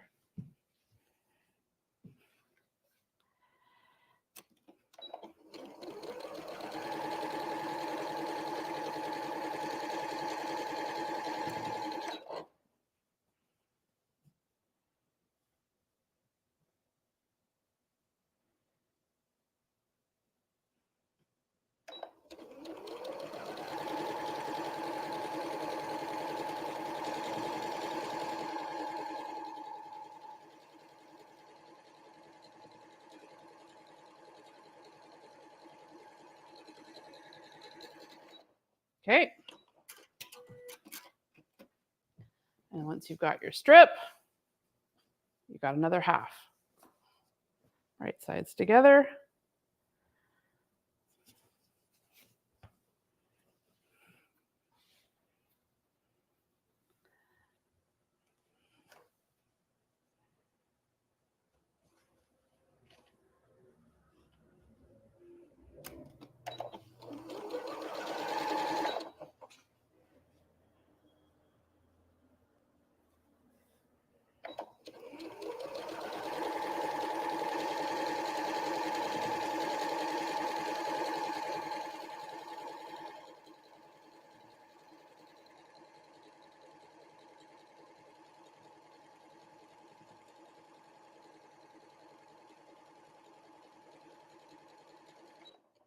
Good. Okay. And so you'll just keep going like this until you have them all in a big long row. Okay, big long row. This is actually the bottom of my quilt. So once you have them all in a big long row, you're going to want to press your seams. So it's up to you. We're not really nesting anything. So again, if you want to press them all one way or another way, that's totally fine. If you want to press them open to keep things a little flatter, that's fine too. I'm pressing them whichever way they're sort of naturally falling. Careful not to destroy the seams you have already pressed. These sort of naturally want to go in, so that's the way I'm doing them.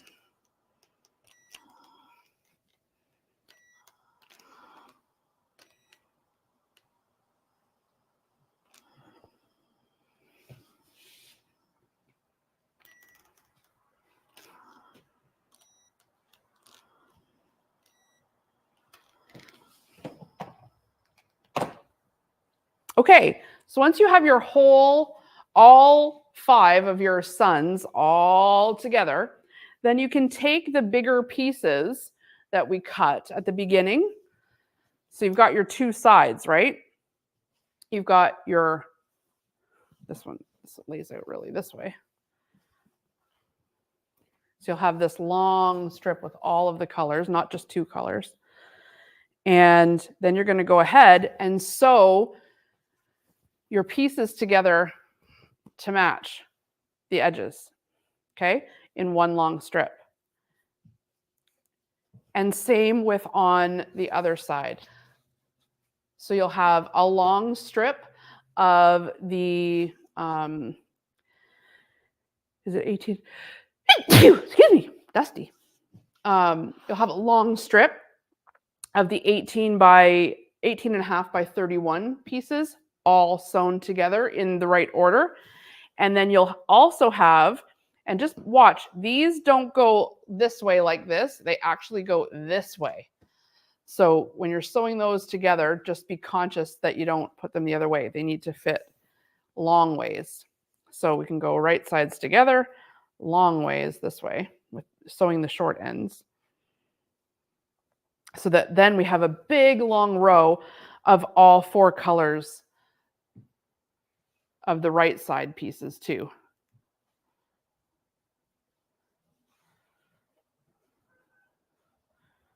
The ones that measure 18.5 by 11.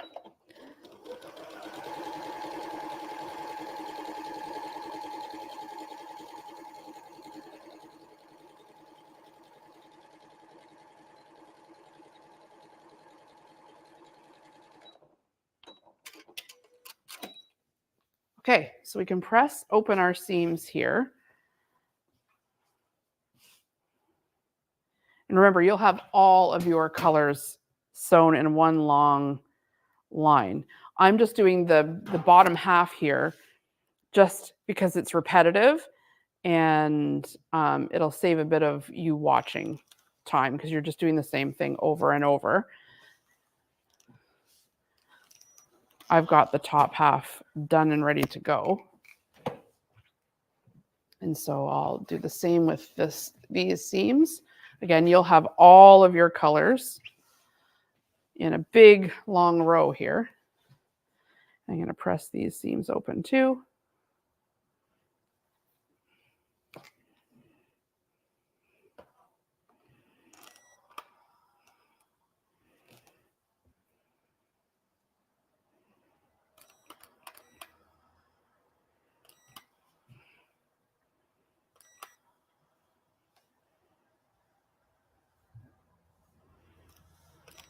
Okay. If it needs a little pressing, do it now. So everything's lying as flat as it can be. If you have something really stubborn, you could put a little, say I've got that, put a little flatter.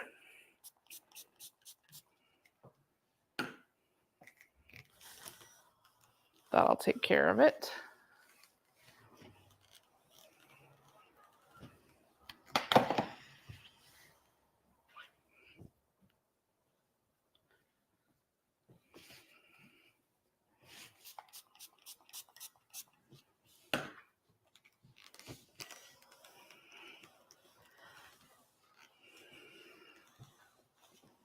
Okay, you'll have all of yours in a big long row. And then what we can do is start attaching the big long row to our row of suns. So we'll go right sides together. Yours will be twice this size, remember. And let's just put our seams as best we can together so that they don't overlap, so that we're, pink is meeting pink and orange is meeting orange. So add some pins if that's helpful, just to kind of keep everything together and straight. The bigger something is, the more pins will help out,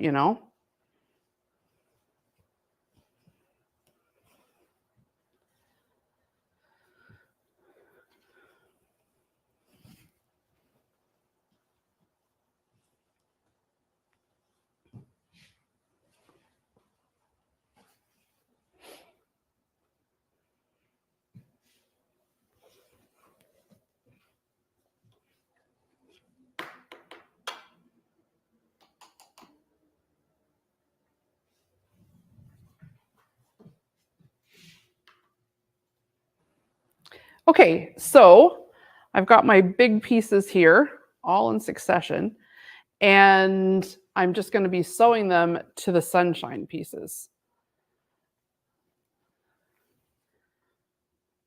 And feel free to find where your colors change on both sides and kind of put a pin right in the middle. So even if they're pressed open, you can see here, if I kind of kiss those together on the exact where the color meets and put a pin in the middle, hopefully that should protect our transition there and allow us to have that perfect transition from color to color. So here again, if you pin where those colors meet, that's going to help. And again, just a 1/4 inch seam.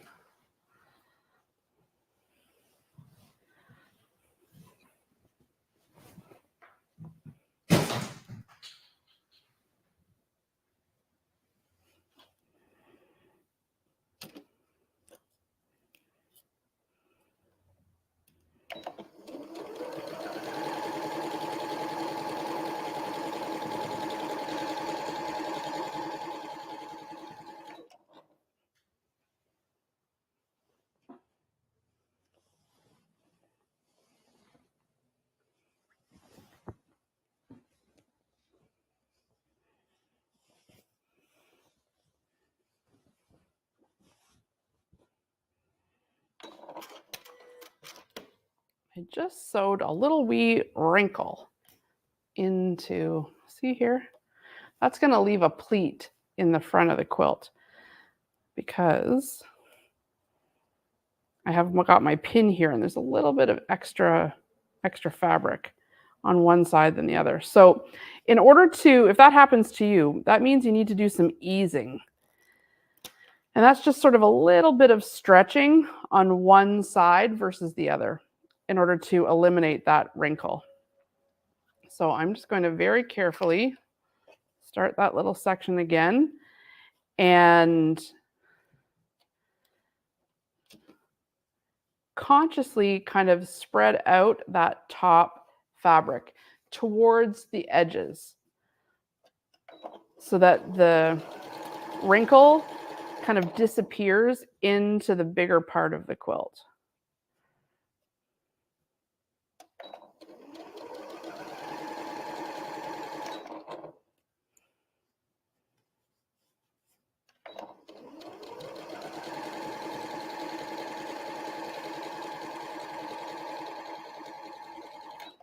Make sure everything's lined up here.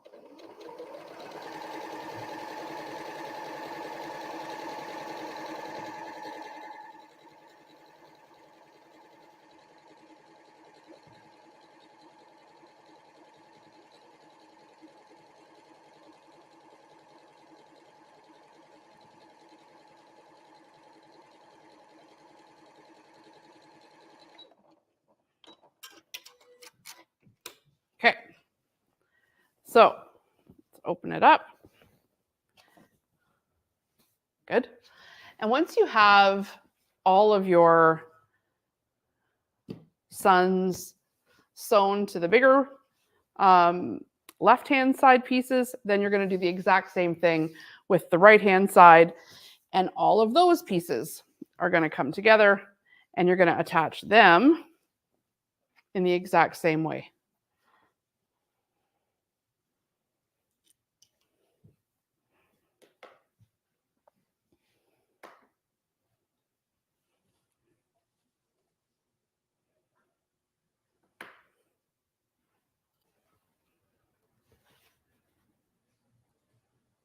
So I'm just going to go ahead and sew all of my right side color blocks to the sunshine pieces.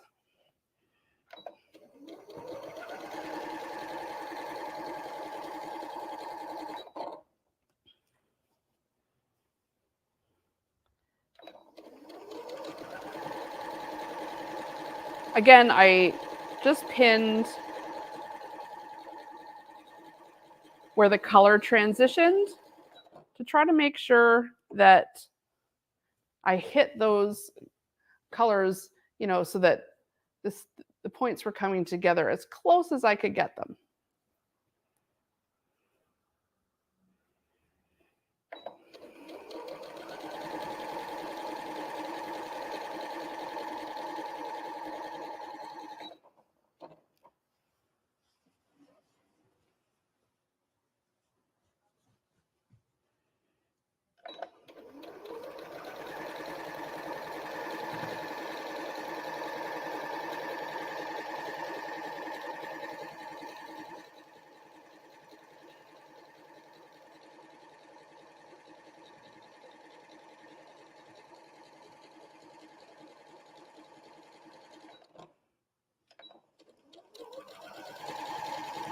And if you have a few places to trim when you're squaring it up, when you actually quilt your quilt, you can take off a few edges. No one will ever notice if things weren't totally even.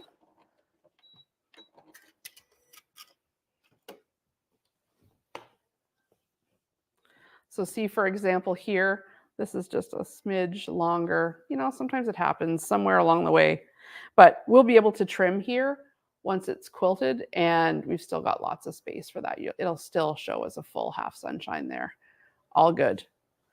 Okay, so this is the quilt top. It's beautiful transitions from, you know, light to dark. And whether you decide to long arm this or send it to us to long arm for you or quilt it yourself, you've got lots of options. So what I'm going to do now, given that you know, we kind of promised we would do this quilt top together, I'm not going to quilt the entire thing on camera here because it just, you know, quilting takes hours. But I will show you a couple of techniques I think look great with this heat wave pattern. So I'll leave this one here. I'll do this one on my sewing machine, and I'm going to head over to the long arm right now and do the other one with some nice wavy lines on the long arm, so you get a look at what that looks like. Okay, so I'm at the long arm. I've already loaded my quilt top, and if you have a long arm, you will already know how to do this. If you don't, there's lots of videos. We've got videos. That's not really the point of this video. I more want to show you some ideas on how to choose a style of quilting that complements your quilt top. And the, you know, sort of the gold standard way to do it is to long arm something, whether you do it yourself or maybe you have Pro Stitcher on your long arm, or maybe that's something you aspire to in the future. I hope you'll get a little something out of the process here. So just to keep it simple, I'm going to do some wavy lines, sort of like a heat wave going through our suns here. And the reason I've chosen that is because it doesn't detract from the suns and the beautiful piecing that we've done up front here. Instead, it's going to just offer, you know, sort of a complementary look. And I'll kind of show you, maybe you can kind of see, I've done a couple of rows of stitching already. And yeah, we'll just take a look. You can kind of see those wavy lines going through the quilt top there. And really the point of the lines, like I said, is to accentuate the overall story of your quilt. And given that this one's all about summer and the heat wave, I felt it looked like little heat waves. So whenever you're long arming, when you're loading it up, you want to baste your quilt down to your batting and your backing. You always need more batting and backing when long arming than with traditional quilting. And that's so that you've got this extra space for the long arm to move around. So I'm going to go ahead and baste this down on this side just to get us going here.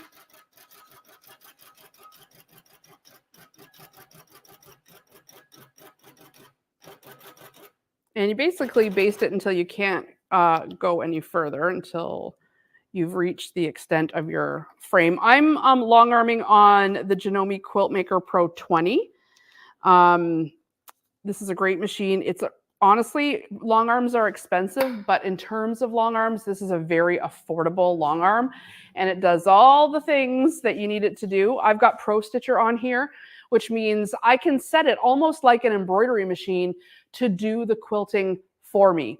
Now, I do have to set it up. I have to roll it forward. I do have to still monitor it, but it will take care of making sure the stitches turn out perfectly. If you didn't have Pro Stitcher and you wanted to do wavy lines, you certainly could. You would just line yourself up and off you go, up and down, up and down, up and down, up and down. And I would encourage you to do it in one fell swoop. Stopping and starting when you have something that's wavy like this, it's going to kind of give you a little jar mark. So I actually am going to use the computer just for that nice consistent flow. And I can show you how that works. So I've already measured out my entire quilt top. You can see it on the screen here. The quilt top, it's here. I'm on my 4th row of waves. So I'm going to go ahead and pick my new start, which is the next row down, take it out of basting mode and press run. And it will find the starting, gives me that first stitch so I can pull up my bottom thread. And I'll try not to block. And then I can press resume and it'll give me a few stitches and then it'll stop so that I can trim those threads. It doesn't want us running over any extra threads, and I can press resume. And it's going to go ahead and give me that consistent, wavy pattern. You can see even it slows down at the top of the waves just to make sure everything is nice and consistent. Little threads and stuff I'm pulling off as I go. It is important, even when you have the computer that or Pro Stitcher on your long arm, that you're still watching. You can run out of bobbin thread. It can snag on something. All kinds of things, trust me, can go wrong. And so I'm just going to get to the end of one row, and it's going to stop, and we'll be able to kind of jump to the next row. So I'm going to go ahead and cut the thread here. Always want to make sure you're cutting the bottom and the top thread. So I'm pulling up that bottom thread and cutting both. And now the computer knows we want to go to the next line, and it'll make its way all the way across, but it's a little faster if I just go ahead and drag it across. There we go. And then I can tell it to start at the next row. And press run, and it will find the next position. Again, lets me pull up that bottom thread. Gives me a few stitches, and then I can cut it and resume. I'm using glide thread in my machine here on the top and on the bottom. And I put this cute sunglasses fabric on the back. I just thought it was, again, totally different color scheme than the front, but the sunglasses are a little nod to what we're talking about. So I love doing something interesting on the back. Doesn't always have to be the exact color match, but in this case, I felt like the sunglasses kind of spoke to the heat wave quilt and were a nice nod to what we were seeing on the front. So even though it's blue, pink, and white, and I have no blue, pink, or white on this quilt on the front, I still think it's the perfect match for the back. All right, so there's another row. And you can kind of see the way it goes is kind of finish one row. And if it's got a long, long stretch, you helping it over to the bottom or over to the next row just saves a little bit of time.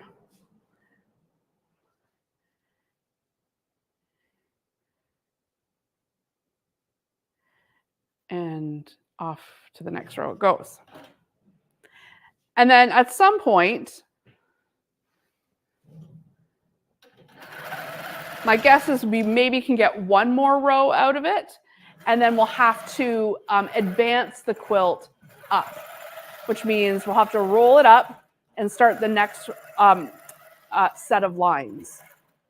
And so whenever you guys send us a quilt to long arm for you, this is essentially what we're doing. If you wanted to learn how to long arm at home, you could order one from us with or without Pro Stitcher. It's actually more affordable than you think. So if you're interested in the long arm, you should let us know. I'll do a video lesson with you. We'll help you get it set up. If you're local, we can send someone to your house to set it up for you. But it really is fun and does get your quilts perfectly finished. Okay, got that thread.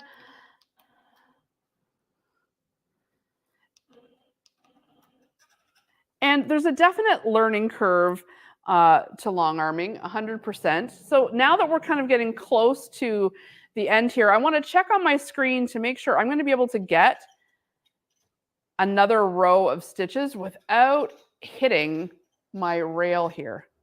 We do not want to hit the rail. It looks like we should just get there. So I'm going to try it. If it hits, well, we'll have to stop it and advance it quicker. New start. Nope.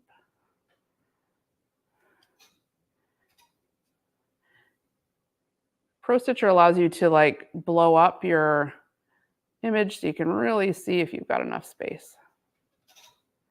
Just enough, I think. So let's just try it.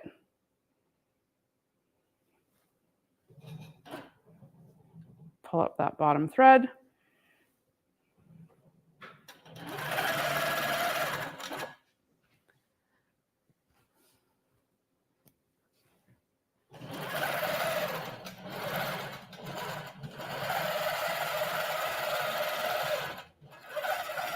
I'm loving the wavy lines across this. It's not taking away from the sunshine at all. It's sort of mixing in perfectly. Sort of like you can see the heat going across the quilt.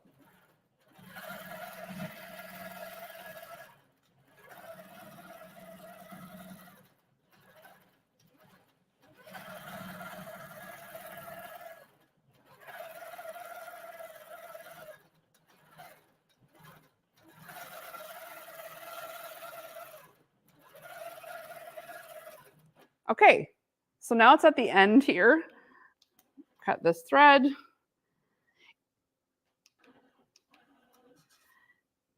You kind of get an idea of what this quilt will look like long-armed. I'll be taking off the clamps here, both sides, and it's going to be ready to roll up. Now, this is the part that you'll have to do. Sometimes people think the long arm will roll up the quilt on its own, but it doesn't. You have to roll it up. And I'm just gonna, just like this. And just leave a few more lines down. And then we'll start that process all over again until we've gotten all the way to the bottom. Yeah, I think this is going to look beautiful. But let's go over to the regular sewing machine now, and I'm going to show you how you can get a similar look on your regular sewing machine. Yeah. Okay, so I've got my quilt top, and I'm just sandwiching it here again. I'm using that cute sunglasses, but choose some sort of fun background, summer, it could even be a solid, whatever you like. And just choose your method of basting. I've gone ahead and spray basted here, so I'm not using pins. I kind of find the spray basting worth it for the mild amount of gunking up your needle that ends up happening. You can just sort of wipe a little bit of the glue away if that happens. Sometimes you get it a little bit, but it's usually not too bad. Definitely, I find more worth wiping the gunk away than having to take out all those pins. All right. So once you've got it nice and sandwiched up, what I'm going to suggest is if you have a machine that will do a serpentine stitch, this is a really great way of getting some wavy lines, perhaps not as big as what the long arm could do, but if you don't have a long arm, this is a really good alternative. And, you know, the other one is you could just do straight lines, no problem. Or you could try to free motion, but I'm going to caution you. When you're free motioning lines, as long as you're okay with them not being uniform, cool. They could intersect, it could, but free motioning these wavy lines, in order to get all the way across your quilt, it's going to mean that you have to stop. And like I said, with the long arming, if you stop, it likely means that it's going to show. And you're going to have like a little hiccup in the middle of your line. So I'd suggest using a stitch, if your machine has it, that will offer you some waves, but won't really require the same kind of precision that you would need to do it free motion. So let's take a look at the stitch chart here.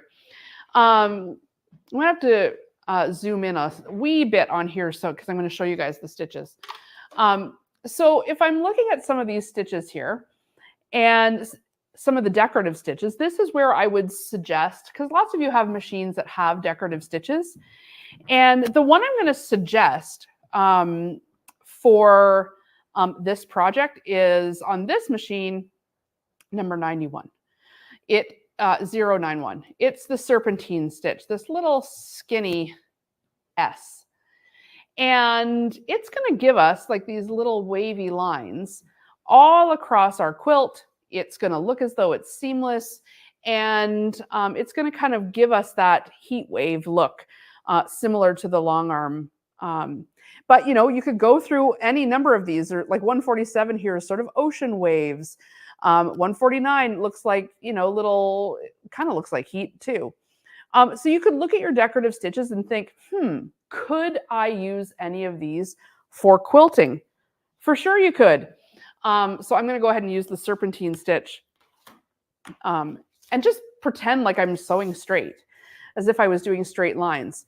And in order to do that, I want to have at least one reference mark for a straight line. I don't just want to like go for it and then try to follow. You'll end up by the end being all slanted. So what I'm going to do here is for my very first line, and you could start in the middle too. I'm going to start on the end. Is on my mat, I'm going to find the line, and I'm going to find the line on this side too. So here it's 15, and I'm going to make sure the line, I'm still on it when I get over here. Move my machine a little. And now the system isn't perfect, but it's pretty darn good in terms of keeping you straight.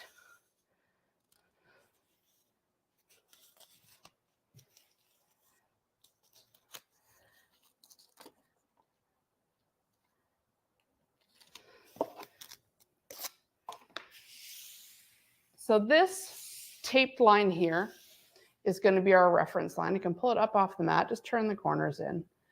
And essentially what I'm going to do is sew along here for my first one, and then on the other side of it for my second one.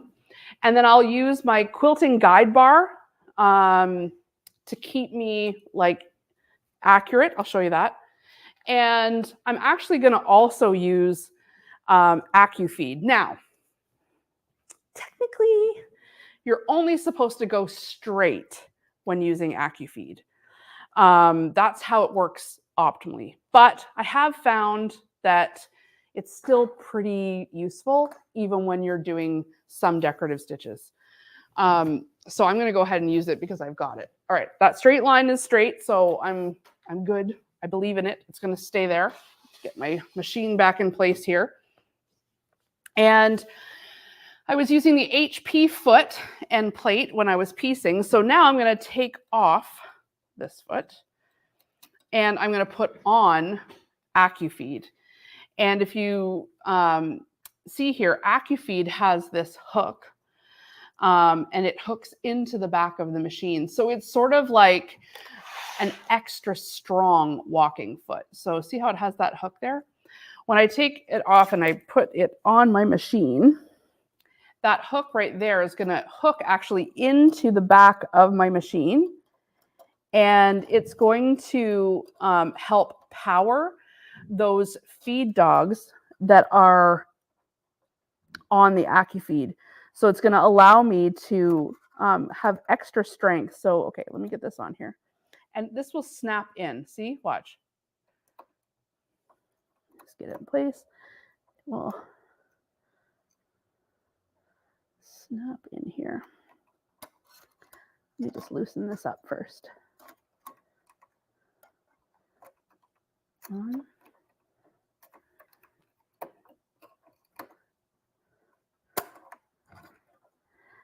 I feel like this should be going in easier than it's going in.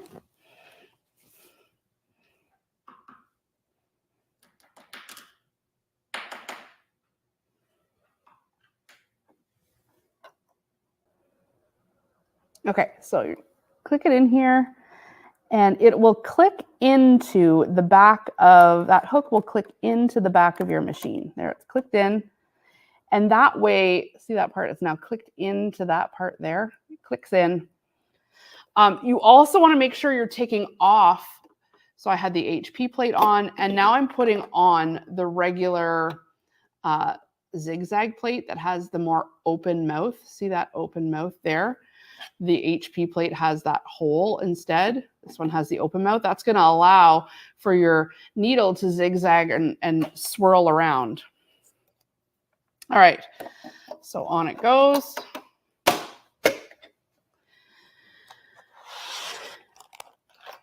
The thread I'm using here is Deco Bob. You can use regular cotton. If you got a kit and it came with the cotton, great, no problem. You're just going to see the stitches a little bit more. I love it when quilts change color. When you see the line of stitches, but you don't necessarily see the color of the thread. And that's why I love that for this technique. So what I'm doing here is I'm lining up the edge of my presser foot with the tape. And that's acting as my guide.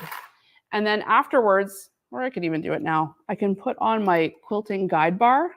So it just slides into AccuFeed like this. And that's going to allow me to measure over and, you know, make sure I'm sewing totally straight as we go. So I can kind of put it out of the way for right now because I'm going to use this side of the tape as my guide. Okay. And make sure I'm in the right mode. I need to be in mode 2. And I just want to find the serpentine stitch.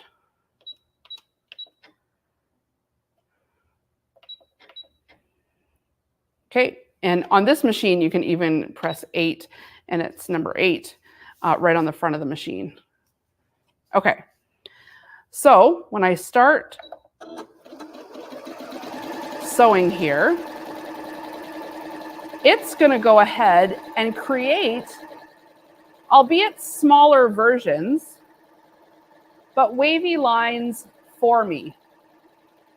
This would be next to impossible to do myself. But oftentimes machines will come with this stitch. Let me just show you what it looks like before we get too far down the path. Can you see that wavy line here? So if you don't have a long arm, but you do have a serpentine stitch, this is going to look great. So let me just keep going. And this AccuFeed foot, it's pulling. I'll slow right down so you can see. See those feed dogs? It's a second set of feed dogs on the top. And so when you've got something heavy like a quilt sandwich, like I've got here, it's just helping pull that fabric through. But they'll also move at a fast pace. So you can put your speed up, since this is essentially the same technique as just sewing straight. You're not having to move the quilt in any sort of zigzaggy way at all.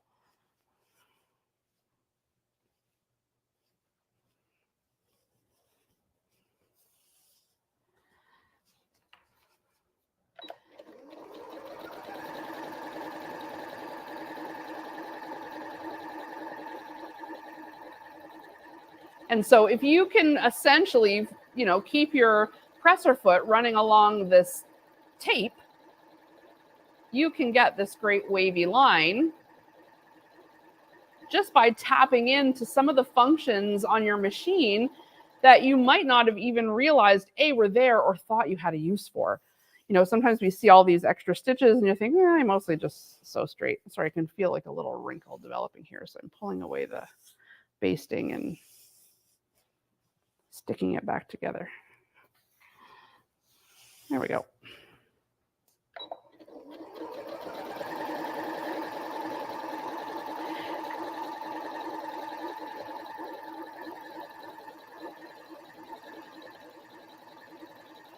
And so this low tack tape that I've got on here, if you've gotten any of our quilts, you might have received a roll of it. It's like masking tape, low tack tape. It's about 1 inch wide. So I'm going to keep my lines about 1 inch apart. So I'll use this masking tape as my guide for my second row of stitches. All right, let's just take a look at that while we've got it here. Now, it is hard to see the color of the thread. That's because I'm stitching with that deco bob. But if we zoom in a bit, let's see. You can see those wavy lines that we really didn't have to work very hard for. It's literally just like going straight and you let the machine go ahead and put them in.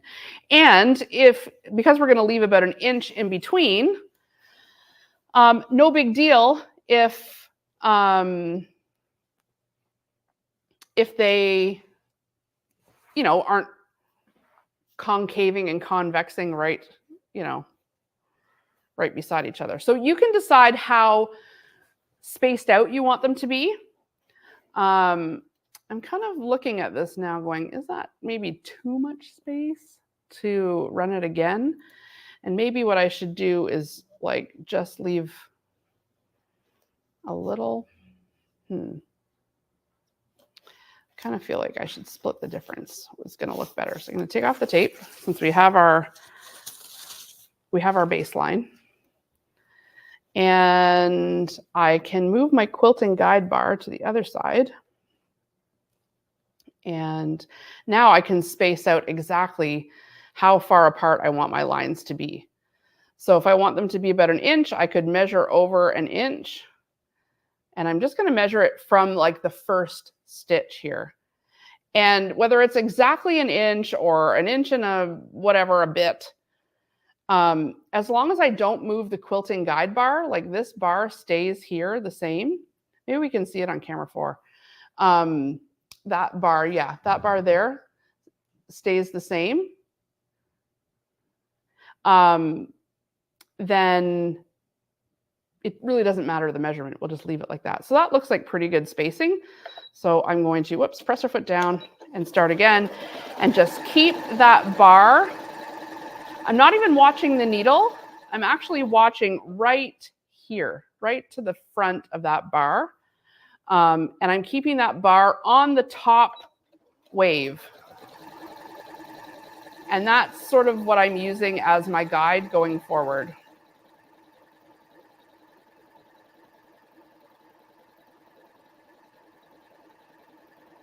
If you wanted, you could do this in like a bright red or yellow. I like it when where it's sort of mimicking where heat waves are sort of invisible, right? So I like that we're going to be able to see the waves, but not really see the color of thread.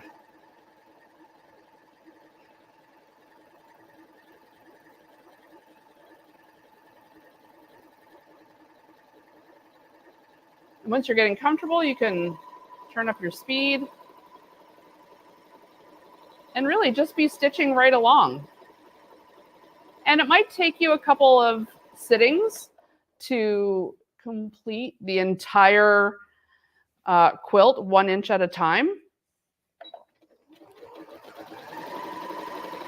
But if you have a serpentine stitch, put it to use.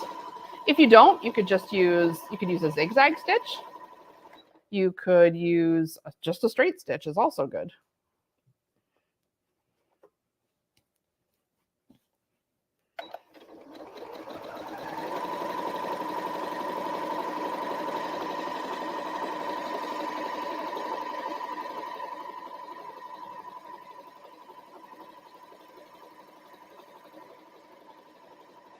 So as you put together your heat wave quilt, I hope you will keep the quilting of this in mind. Maybe you'll decide to do some wavy lines like us. Maybe you want us to do them for you. We're always happy to help and throw yours on the long arm too. It's always fun when you get that package in the mail and it's already done and squared up for you. Let's take a look.